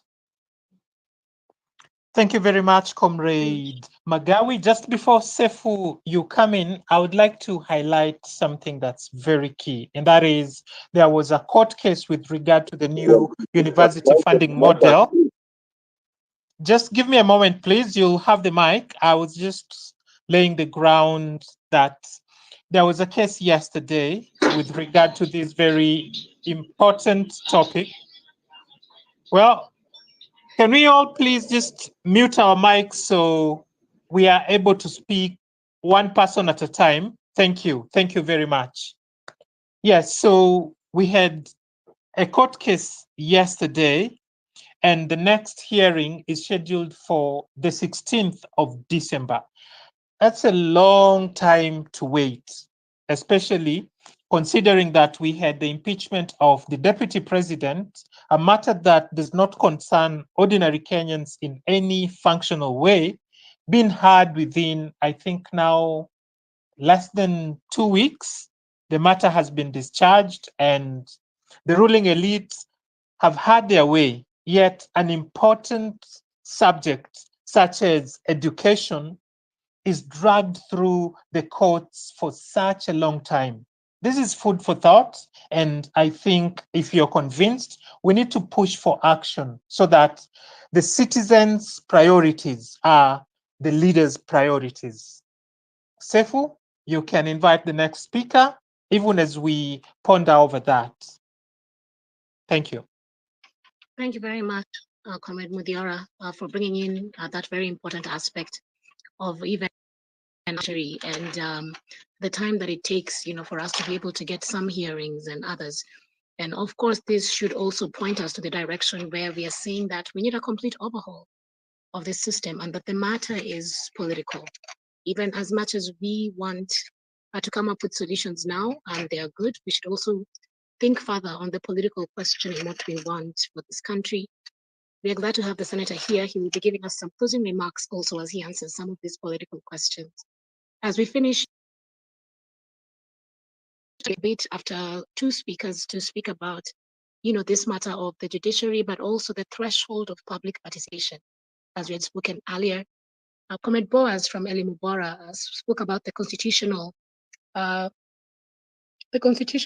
charge, and that the government, it's the job of the government to look for resources for the students. And he also emphasized on how these matters are political, and solutions need to be gotten, which are political for these matters. He spoke about the leaders from the university who were harvested, even when this funding model came out, to be able to say that it was a good model, and that there's so much corruption and looting in this country that if we just channeled those resources even into education, then we would have a working tax-funded public, education. And before I invite Engineer Okumu, who is going to speak, kindly take 3 minutes because we are almost out of time. I also just want, and after Engineer Okumu, we'll have land is property, Njoya. But before that, I just want to speak about the Daily Nation today, October 31st. On the last page, we have the varsity funding model, which is effective and non-discriminatory, says the AG. I'll just read a bit of it where it says the government has defended the new higher education funding model, saying the previous system had become ineffective as it did not consider the costs of postgraduate courses and largely generalized learning institutions. It says that according to the AG, the new model addresses challenges experienced by vulnerable and needy students who had been greatly disadvantaged in the previous system. Comrades, this is what the AG of the Kenyan state is saying. But in a rebuttal, the Kenya Human Rights Commission, Eli Mubora Working Group, and the Students' Caucus have challenged the model, saying it has transferred the responsibility of providing education from the state to parents, many of whom are poor. And the lobbies said the criteria used to qualify a student for government support is yet to be determined. And knowing which student is vulnerable, very needy, and less needy is very challenging. So the organizations added that the new students are encountering problems with registering, accommodation, catering, scholarship materials, and medical security during the reporting. Comrades, when you have time, kindly go through this, where you see that our government is largely supporting this new funding model. And it says that there was public participation according to the AG. The model got public participation. It doesn't say from who, but it says that even from diaspora. So coming back to you, and after these two speakers, Comrade Mutunga, maybe you can tell us about the threshold for public participation, but also on the judiciary process and whether now, the people should exercise their rights directly as opposed to indirectly. Engineer Okumu, and then Njoya, and then Karibuni Sana. Thanks a lot. I've really listened to the great issues that were being discussed here. I only have a challenge here with how these new university things were put into bands, like band 1, band 2, band 3. So like band 1, someone tells me that someone earning, or a household earning up to 5,000, and then band 2 up to 23,000, band 3 up to 70,000. So how will you rate those who are doing business? Because in Kenya, actually, those who are doing business are more than those who are actually employed. Because if you're doing business and the government is not having exactly how much you are earning in business. Like me, I do business all these years. Their children will say that they are earning zero. So all of them will be in band one. When someone who is a cleaner, maybe earning 7,000, will be put as band two. So you'll find that a student from a very a poor background, whose mother or dad is a sweeper or a cleaner somewhere, earning say 8,000, is put in band two, while a very rich business person whom the government cannot really identify how much money they are earning from their business is put in band one. And by the end of the day, you'll find that band one is 98% of these students. So this issue of the new funding model is totally something like a null and void. What we had before, where each course is given its cost, I think that should have been the best. That was the best model. The only thing is they were supposed to now enhance other areas.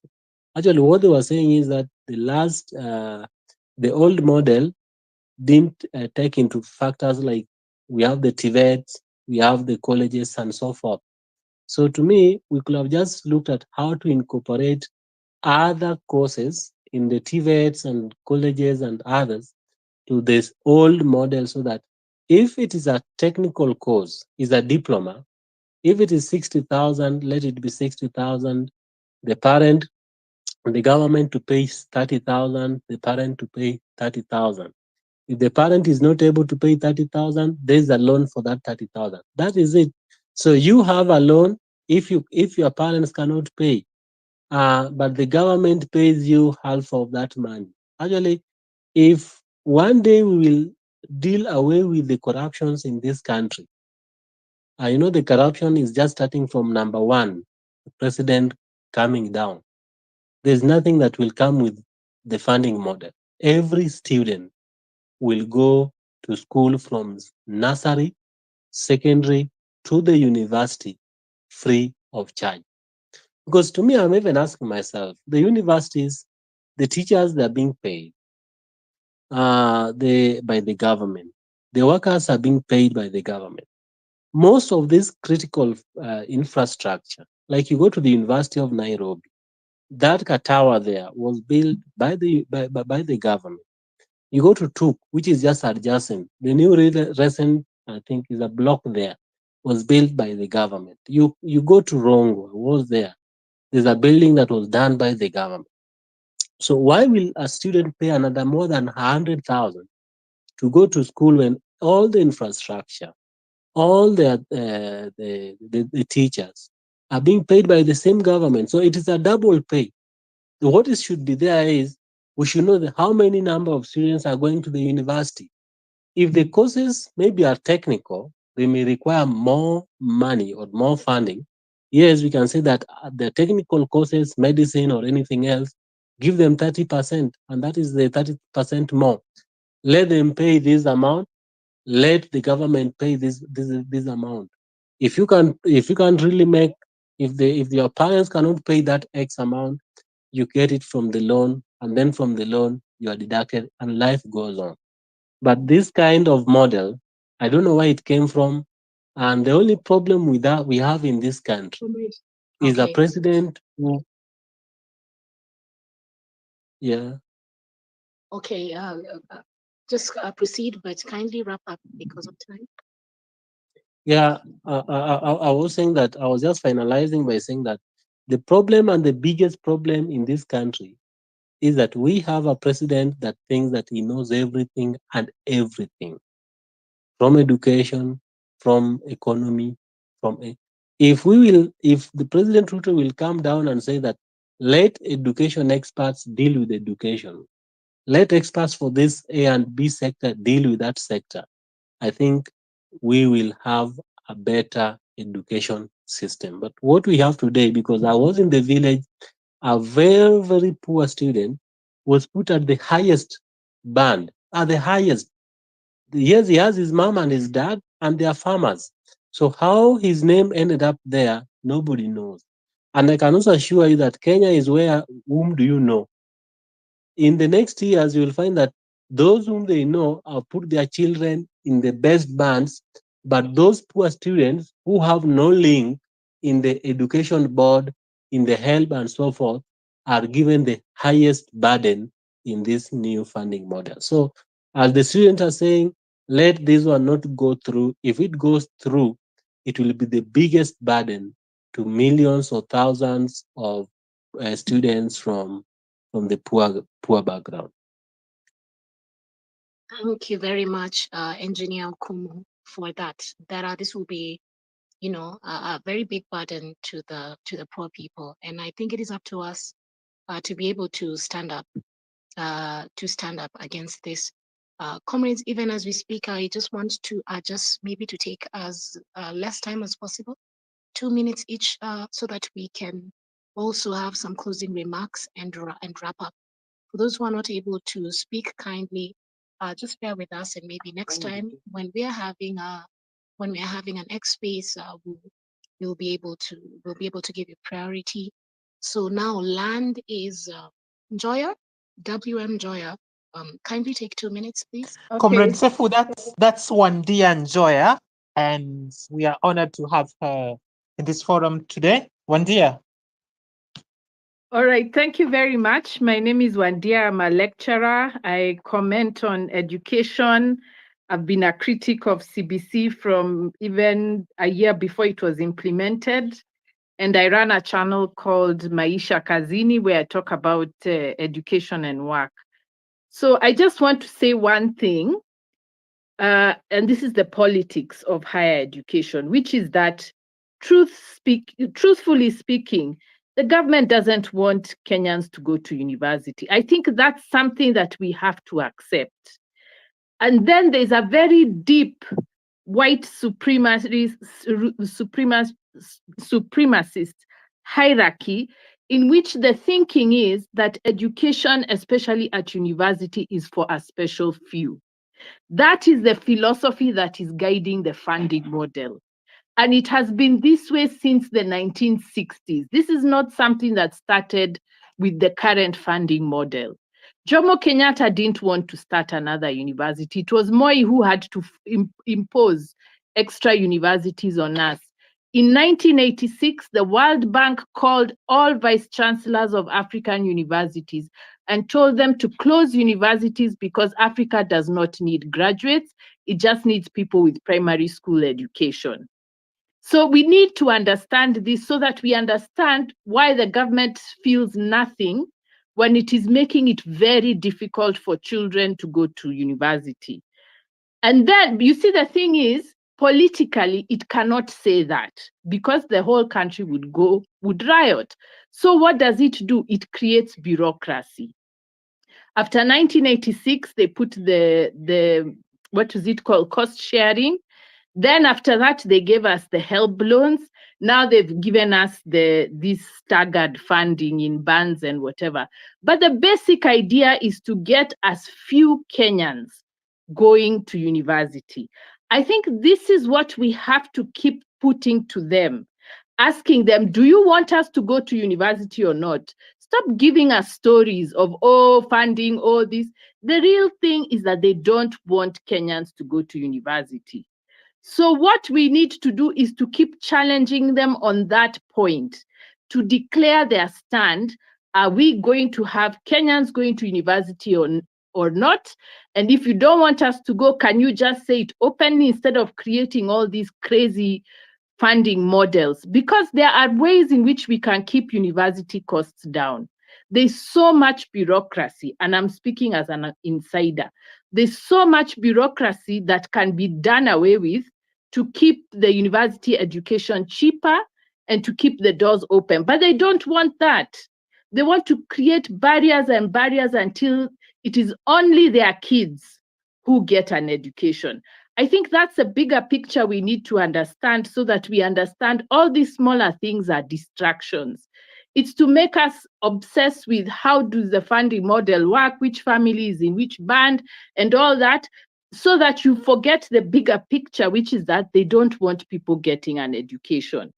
And even with CBC, and this is my last point, when CBC was being brought in, the international schools were already raiding Kenya, buying off the posh schools and creating an arms race in terms of how expensive education can get.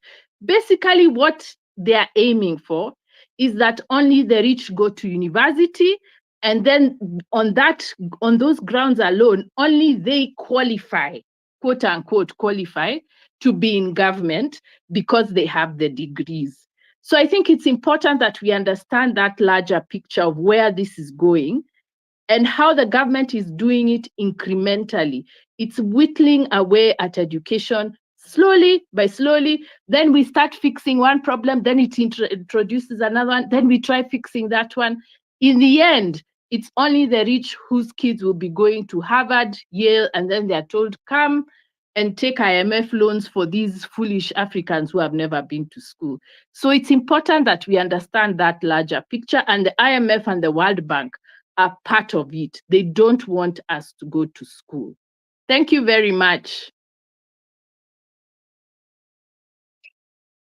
Thank you very much, Professor Wandi Njoya. I didn't recognize you from the handle, but thank you very much for that, and also for constantly speaking out on our education through the channel, Maisha Kazini, through speaking out against the curriculum, and even giving us a history of why the government does not want us to have this higher education, and also this colonial mentality where we were told that Africans are supposed to only have a primary education, but the fact that it is continuing all the way until today, to mean that this colonialists never really left, maybe they just keep coming back in different forms, and maybe even in Black people to tell us that, you see, I'm one of your own, when really they're just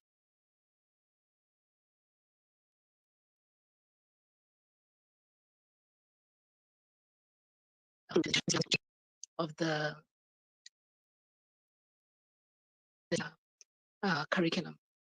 Comrades, if you'll allow me, we would like to extend for half an hour longer, because we are having many requests to be able to speak. So we request for us to be able to do that. I will invite the real Joe. Thank you. Thank you. Thank you, Comrade Sefu. Thank you, Comrade Mudiora, and Comrade Okia Omtata. Matters education in our country is supposed to be a very sensitive issue.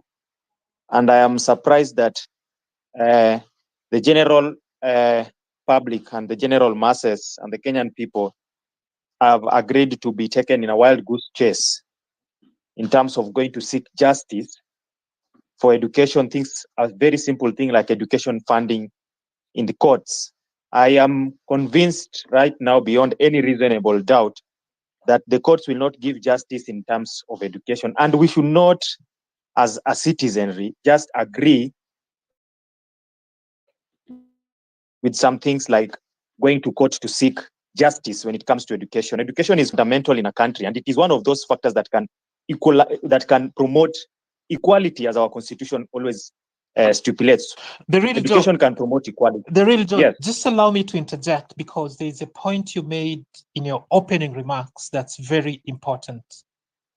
Just say it again with regard to how education is viewed by those who run this country. Just say it again. Yeah, thank you, Comrade Mudiora. I just said that we cannot allow ourselves to be taken in a wild goose chase in seeking justice for in courts in matters education in our country. Education is very important and fundamental, and it is one of those factors that can bring equality in our country. Yes, and therefore, yes, just on that point, we have information that tomorrow has been declared a public holiday. And tomorrow, on matters education, we had exams that were scheduled to take place. As a matter of fact, home science was to be the first paper between 8 a.m. and 10:30. Now, Yes, but now, okay, there is someone that's buzzing in, and I would like to request that please mute your mic. I want to talk. Thank you. Okay, you'll have the chance, but just give us a chance to prosecute this. Okoth, Yes. just a second. You'll Okay. have the mic. Yeah, just mute your mic. Yeah, so I was saying, just to demonstrate that those in charge of this country at the moment do not value education as much as they should, they've decided to declare tomorrow a public holiday. Of course, we have respect for all faiths, but then imagine we had a program to undertake with regard to the ongoing KCSE examinations. Home science was to be the first paper tomorrow between 8 a.m. and 10:30 a.m. It will not be happening. Things have been thrown into limbo. The exams that were supposed to be conducted tomorrow will have to be postponed because someone sat and they took too long to communicate this because the Gazette notice just came up. Now that's how those who are in charge take education. So if education is the equalizer of all, you can be sure that the ruling elite are not going to give Kenyans that fair chance. So the real Joe, allow me for badging in, land your point, and then we'll go to Okoth. Thank you. Thank you very much, Comrade Mudiora, for affirming that point. And you can just see this is a classic example of the ruling class not wanting to promote equality in our country. And therefore, I'll just be very brief and tell you that we, as I said, we cannot run to courts all the time to go and argue matters education. This is things that that is a wild goose chase. And therefore, I think that right now more than ever, we should sensitize the general public and let them know that education is key and fundamental. And we don't need to go to courts. Citizens just we need to go into civil disobedience. It is the moral authority of each and every citizen to question the government at any given point in time when they feel that their issues are not being addressed. More so education, more so health. These are things that should be addressed at instantly. And if the government is not addressing this, it is the moral authority of our citizens to disobey. And in fact, disobedience to authority is one of the very natural acts. And it is your moral right if you disobey. And therefore, as I learned, we need to illuminate the masses that anytime we want to make our voices heard in terms of education, the courts will take us in a wild goose chase. Let the people outrightly come out and disobey and defy anything that comes against education in our country. Education is very, very important, and we cannot let our country fall into abyss because we don't have a clear and proper education system. I learned. Thank you.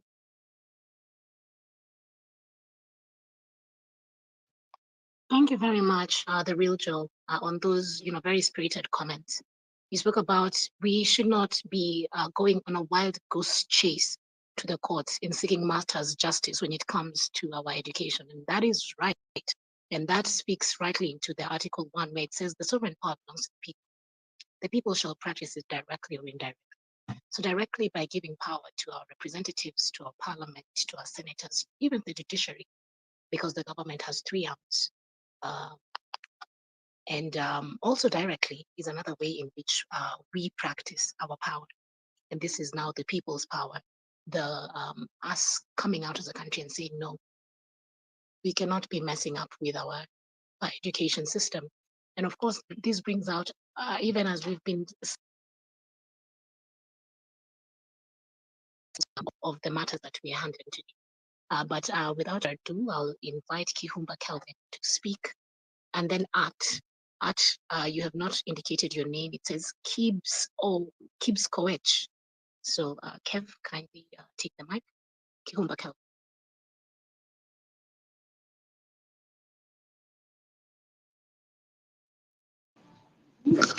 Hello? Can you hear me? Yes, carry on. Yes, we can hear you. Carry on. Okay, yeah, for to comment about this funding model. this funding model is not the real funding model, but I'm seeing it is a taxing model according to my understanding. Because this government, you can see the government itself is trying a way in which they can collect the taxes. Since we refuse about the finance bill, this is another way a finance bill is being brought indirectly to the common mwananchi. Our president was telling us that his government is a bottom-up government, but in the real sense, this is not a bottom-up government. Because if you can kill education, it means now you don't want to see the child of that the mother, Mama Mboka, who is living, struggling in her life to ensure that her future is bright. So if you increase, you tax her, making her, you cut her hands by introducing this taxing model, you are killing the future of unable families. So me, I'm seeing we are facing the challenges. Our government is not the government who can listen. Our government is a government who undermine the weak. Remember also, we are in another disaster about the SHA. SHA also is another taxing model where the government can tax the people who are living with the disease, people who are fighting their life. The situation now, as we talk, is hurting. We have no peace. People lack food. People are suffering from hospital. So if the government is trying to bring finance bill indirectly using these methods, introducing different funding model by creating it to be a taxing model, introducing share, making also to be a taxing model, I'm seeing our country is heading the wrong direction. Since we have the people who can defend us, and we were hoping that the judiciary is on our side, but we are suffering. Since we are seeing our judiciary is under capture, we have no direction. So we are seeing the darkness now. We don't know where we can go. But please, Okio Mtata, I hope you are listening me. Do you hear me? Koech, Okio Yes. Mtata is listening, is taking notes, and besides that, this conversation is being recorded, so it can be used in future as a point of reference. So carry on. Okay, thank you. Please, because we have been seeing you, you are the only person who can understand our sufferings. Please never give up. Please continue to fight for us. We are in a difficult moment now. We have never seen a situation like this where the government can introduce an heavy taxes. We did not imagine that our president, who was talking about the bottom-up activity, is now coming in indirect situation whereby he's introducing a taxes indirectly, because people we said no to finance bill. So they are now sitting in a certain corner trying to fix things, changing way of funding education If you can increase funding model in education, what are you telling us? It means you don't want to see people opening their minds. You want to see people who are not going to school. You want to see people who cannot think about tomorrow, and then you want to use them. So this funding model I'm seeing, according to my understanding, is that these are way in which it seems the government want to reduce people, the learned people, so that they can get people who can be told what to do without questioning. Because since if you cannot have someone who cannot question your directions, because uh, we don't have the learned people, so you find the country will end up we are living in our country will change. Our country will come in darkness because people who are learned will no longer there.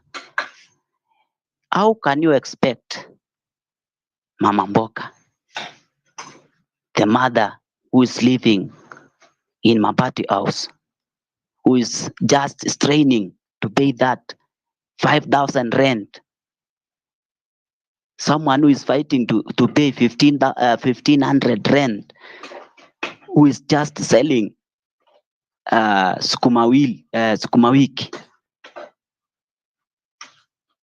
to afford that funding model. It is very painful as we are talking right now. Yes, Coet, I hear you, and I'm sure all those who are congregated here can hear you. Can you land your final point in 10 seconds, please, so we can give Kev an opportunity to make his input, and then we'll move to Dr. Willie Mutunga, Chief Justice Emeritus, to give his closing remarks. So in 10 seconds, Coet, please land your point. Okay, let me summarize. I am urging those people who can be able to speak on behalf, like Omtata. Please, I beg, represent us. Do not leave us in this monster. Thank you. Thank you Over very to much. you. Thank you very much, Coet. Thank you for your input. Like I told you, we are taking notes. This conversation is being recorded. And of course, people have heard you. Kev, Thank you Kihumba, very much. the mic is yours as we prepare to go to Dr. Willie Mutunga for his closing remarks. And then we'll go back to Sefu. And then Comrade Senator Okia Omtata will close the conversation for us. Kev, please take it away. Hi, everyone. Can you hear me? Yes, we can hear you, Kev. I think Kev. Great, thanks. So, I'll just try and be brief as possible. So much has been said, and it's more of just echoing all that the previous speakers have mentioned.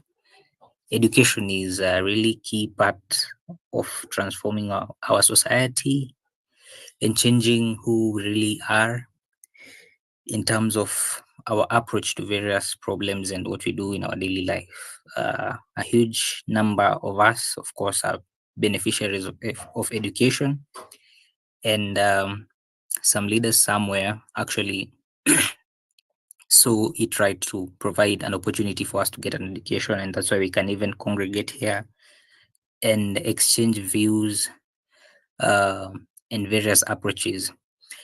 So I feel that the more we get education opportunities shared amongst the population, the more brilliant ideas we will have, the more brilliant minds we'll have, from engineers, doctors, lawyers, judges, all manner of experts. And the world has so many problems. Kenya being part of the world, of course, and education can be the part of the key part of unlocking solutions to these problems, not just for Kenya, but for the world. It is always sad to see the leaders that we have not showing any value for the education that they ought to be putting at the forefront of prioritizing. So I pray and I really wish that we as Kenyans take it upon ourselves to put leaders who are really putting priority on what matters most for us Kenyans and for our younger population. Because if we have good leaders who will put forward the policies, actually not policies, because I believe we really do have quite good policies. It's more of an implementation and harmonization of what needs to be done so that the actual benefits can be realized. In terms of the models that are being introduced, I really question the people who sit down and come up with them, because I don't know whether it's the current government that is really fascinated by overhauling systems that are already working instead of improving them. I don't know where they get that motivation, and they don't even try and put these models to work and see if they can really have a positive impact. How I wish that they will actually consider the views of the majority, which in this case I feel like is more of people requesting that education be free for all, because it's possible. It is possible. So that it's education. Oh yes, it's possible, can be. So that education. It's very possible. So that it's very possible for education to be free yes, for everybody. Thank you very much, Kihumba Kelvin, for your input, and also for participating, in this X-Space today. Comments, thank you all so much. We're going to have the closing remarks from Comrade Chief Justice Emeritus William Mutunga. He's going to give his closing remarks. He will also answer the question on the threshold of public participation, because we've seen it arising in many other issues, but also on the importance of going to the judiciary should we just exercise our rights directly, seeing as this matter has been pushed to the 16th of December. Well, on other matters such as the impeachment of the deputy president, we have seen it being extremely hurried for whatever purposes of intent. Karibu sana, Daktari Willy.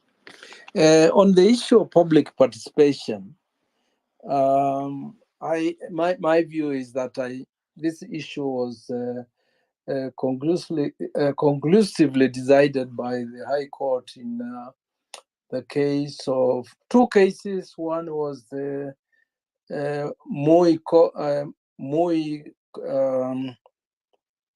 case on coal, the coal plants in Moi in Kitui. And the courts made it very, very clear what public participation means. And then there was a case of Lapset in Lamu, where this issue was also articulated very well. Then the BBI, those who followed the case of BBI, that was another case where public participation is spelled out. And what we have been seeing, what I've seen in the rulings that have come out on public participation, clearly show that the judges didn't read those judgments of the Court of Appeal. Of the High Court, because you see, public participation is anchored on Article 1, of the Constitution. You cannot talk about public participation where the citizens are not the ultimate, authority, and where the sovereign power of the people is suppressed. So I haven't read the recent cases and so forth, but I've written a lot on public participation on the basis of cases that were decided and that are correct. BBI, LAPSET, and the Moi Basin core plants. So it seems like various judges are deciding, differently. Of course, if people think that going to court is not an option, the person you need to convince is Senator Kio Mtata, because he has done very well in bringing up issues, people who are going to court to deal with parliament that wants to overthrow the constitution. So going to court is a strategy, okay? And it's a strategy which I've always argued that it has to be anchored to movements and politics, so that when the court decides, you know exactly what you are going to do next. But the court's decisions sometimes again, to political movements, and I think that's the connection that should be made, that people can still go to court for as a political strategy, and not for victory. So that's up to the communities. It's up to the social movements and so forth. And I don't want to repeat what I said, about the politics of it. You have heard what Professor Wandia Njoya has said, very clearly targeting, a key enemy in this issue that we are discussing. Okay, so that's all I've said. Let's realize the political issue. And if going to court is a political strategy that we are, taking, it's important. I mean, Kia Mtata goes to court from Senate, when he thinks that some issues are not happening in Senate, so uses another forum. And so even going to court, in my view, is a political decision has to be taken. So we cannot say, oh, okay, let's ban going to court. There's some movements and organizations that see that as a strategy, and we should be, very flexible about it. And if public interest litigation is anchored on political parties, movements, radical movements, or interest groups, they should know that they can lose or win in litigation, and they don't then abandon, the political struggle that is involved. And that's my view of it, and that's how I've seen the practice of public litigation. That is just that a strategy, but it's behind it.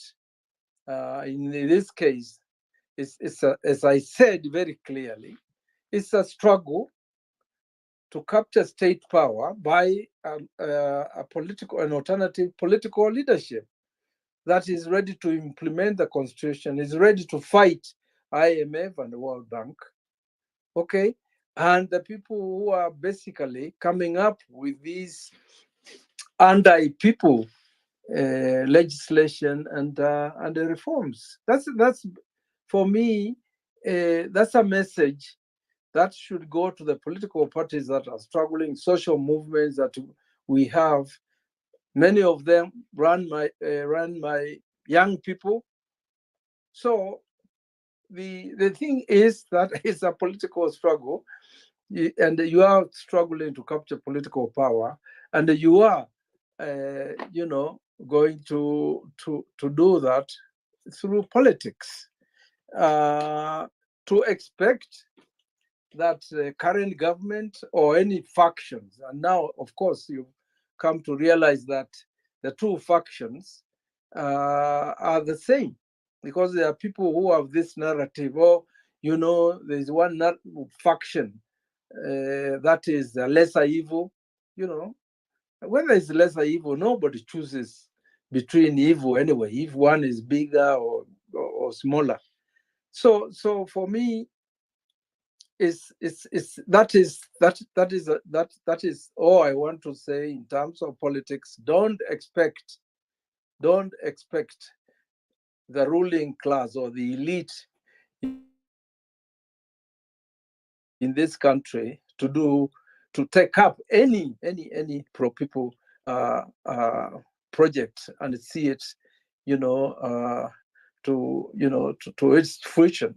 And I've written and I said, our country is like a slave plantation, and the ones who rule are just nyaparas. They are house niggers, and they take instructions from foreign interests. Thank you and good night. Chief Justice Emeritus Dr. Willie Mutunga, before you sign off, I wish to bring to the public's attention that I am a beneficiary of your counsel.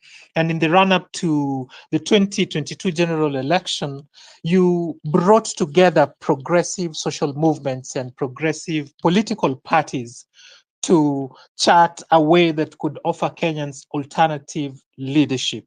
My question before you go is, this process that you began in 2022, are you going to see it through until we have the third liberation, or you're only going to concentrate on writing and academic work?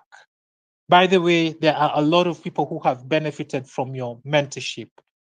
Is this a question you could address? Yeah, that's a great question. That's a great question. A lot of people who observed what we were doing before the 2022 elections. It was basically a broad front of the left. CPK was part of it as a party. Ukweli was part of it as a party. The National Green Movement was part of it. Okay. And quite a number of radical social movements were in it. And we did a lot of work, for 3 years to get the Kenyans to realize that there is a possibility, of an alternative political leadership. Okay. Then I still think that I might be wrong. That project's underestimated, the people we were up against, because everybody knows what happened to the Communist Party. It was bought, and there were divisions, okay, which we already know are continuing, but it was a big blow because they were part of that united front.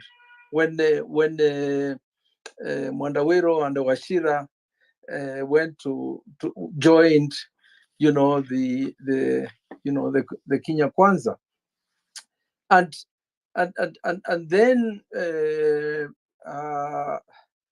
the person who we thought, and that was Kivuda Kibwana, that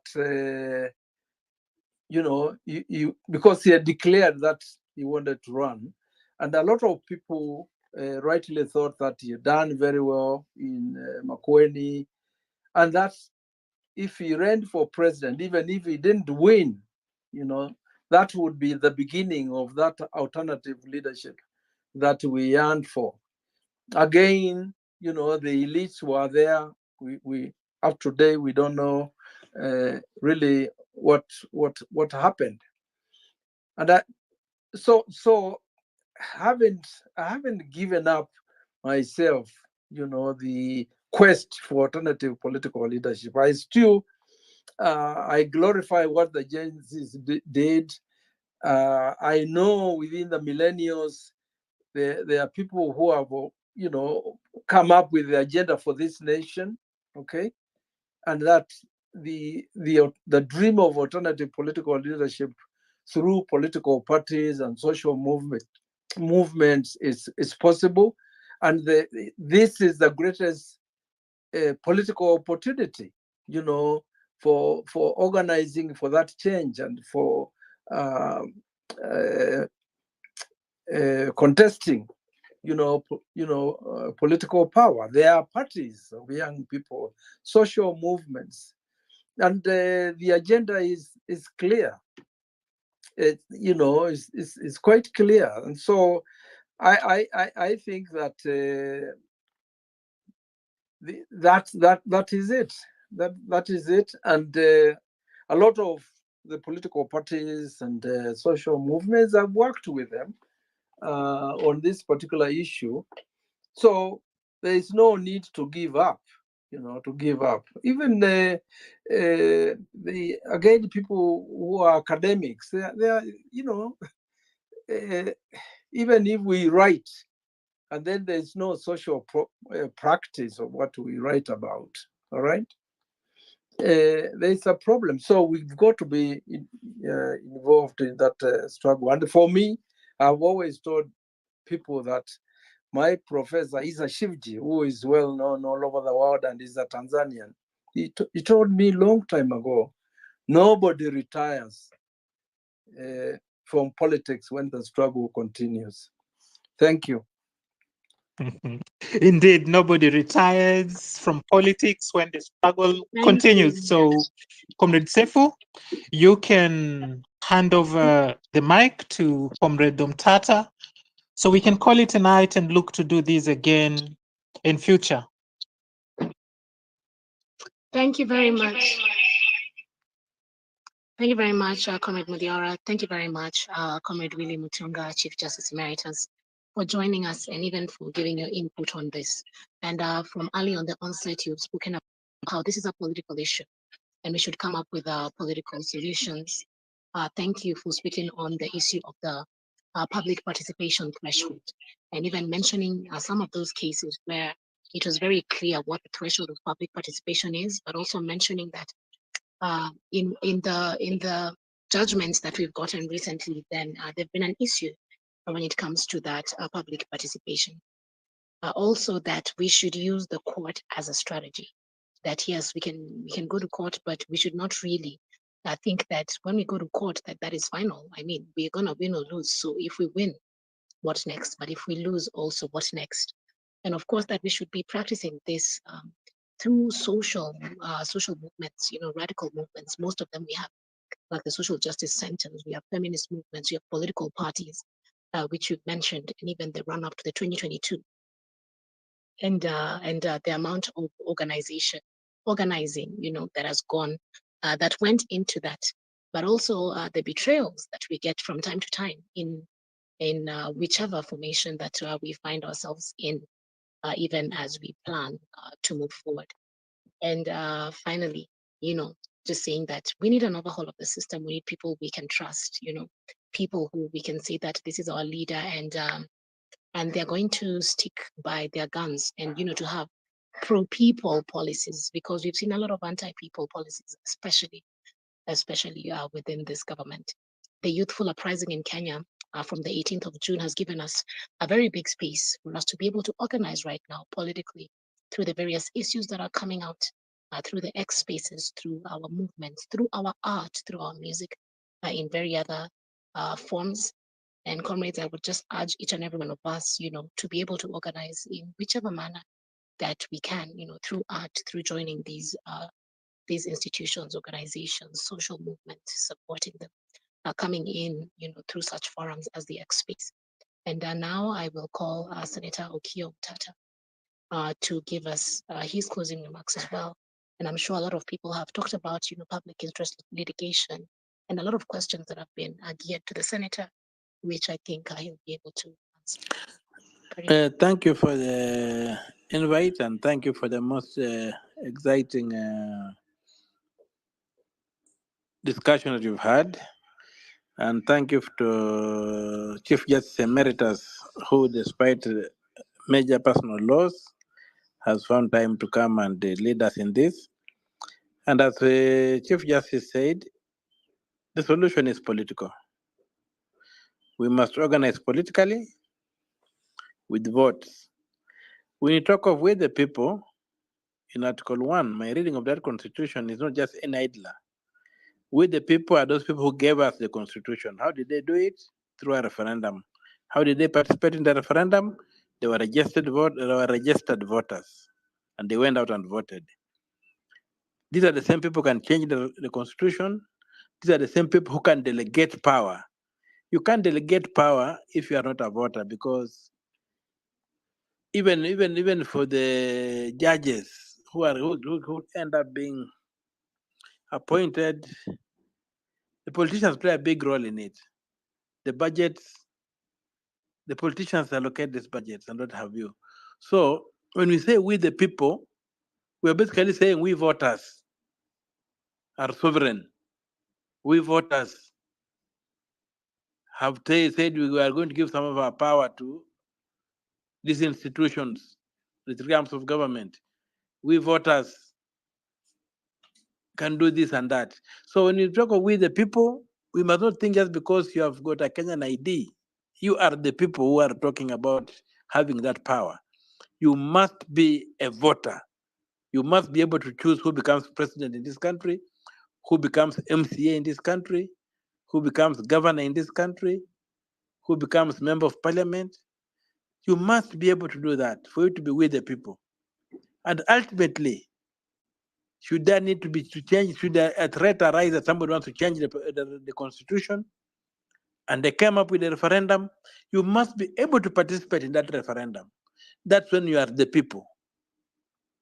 And so, going forward, we must breathe life into Article 1 and breathe that life in its abundance.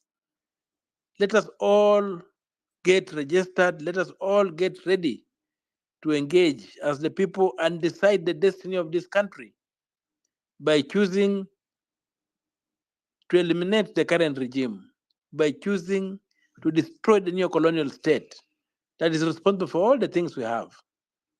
Amid all the chaos we have, we are seeing that we are setting up military bases and whatever we have become, I don't know, non-allied members of the non-NATO allies of the US, we have become all these other things.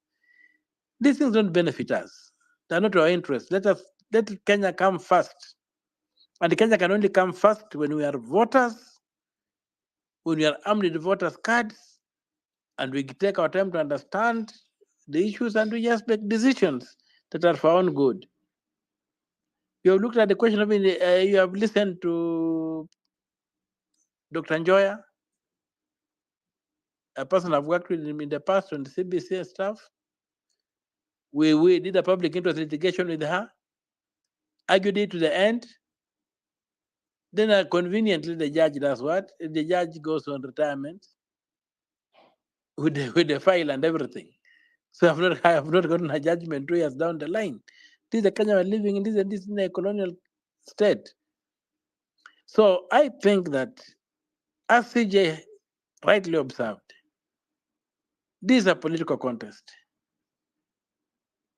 It's a political contest that began when the white men landed on the shores of Africa, took slaves, colonized us, and then morphed into got allies, whom Chief Justice referred to as house niggers, to run the plantations for them. And Kenya is not a plantation. We have a national anthem, it should not be a plantation. We have a constitution, it's not supposed to be a plantation. We have got the name Republic of Kenya. It cannot be a plantation.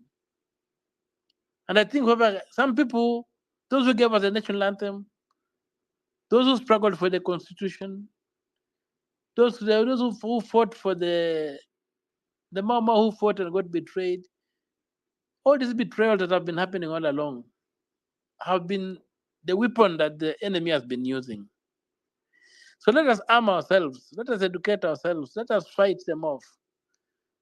Let us be the Messiah we wish to see. Each one of us, be that Messiah you think Kenya needs. And let us together take this country back. Let us together keep Kenya a republic. In the words of Benjamin Franklin,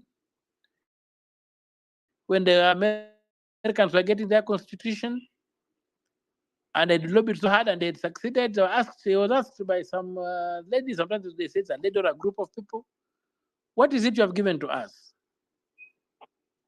Is it a monarchy or a republic? Benjamin Franklin said, a republic if you can keep it. So a republic is continuous work. Somehow, we got the name Republic of Kenya, but we failed to keep this country a republic. The challenge is on each one of us to arise and using the constitution as our North Star, make Kenya a republic and keep it a republic. We cannot afford to be run like a plantation. We are not a plantation. We cannot afford to be auctioned every now and then. We cannot afford to be denied education. We cannot afford to have our wealth being cutted away every other day. We cannot afford to live in a manner whereby we cannot convert our resources into wealth. Whenever we convert our resources, they benefit somebody else. They don't benefit us. We cannot afford that. So we the people, and I want to make that we the voters, let all Kenyans who can be voters, and let us raise that army that they cannot stop.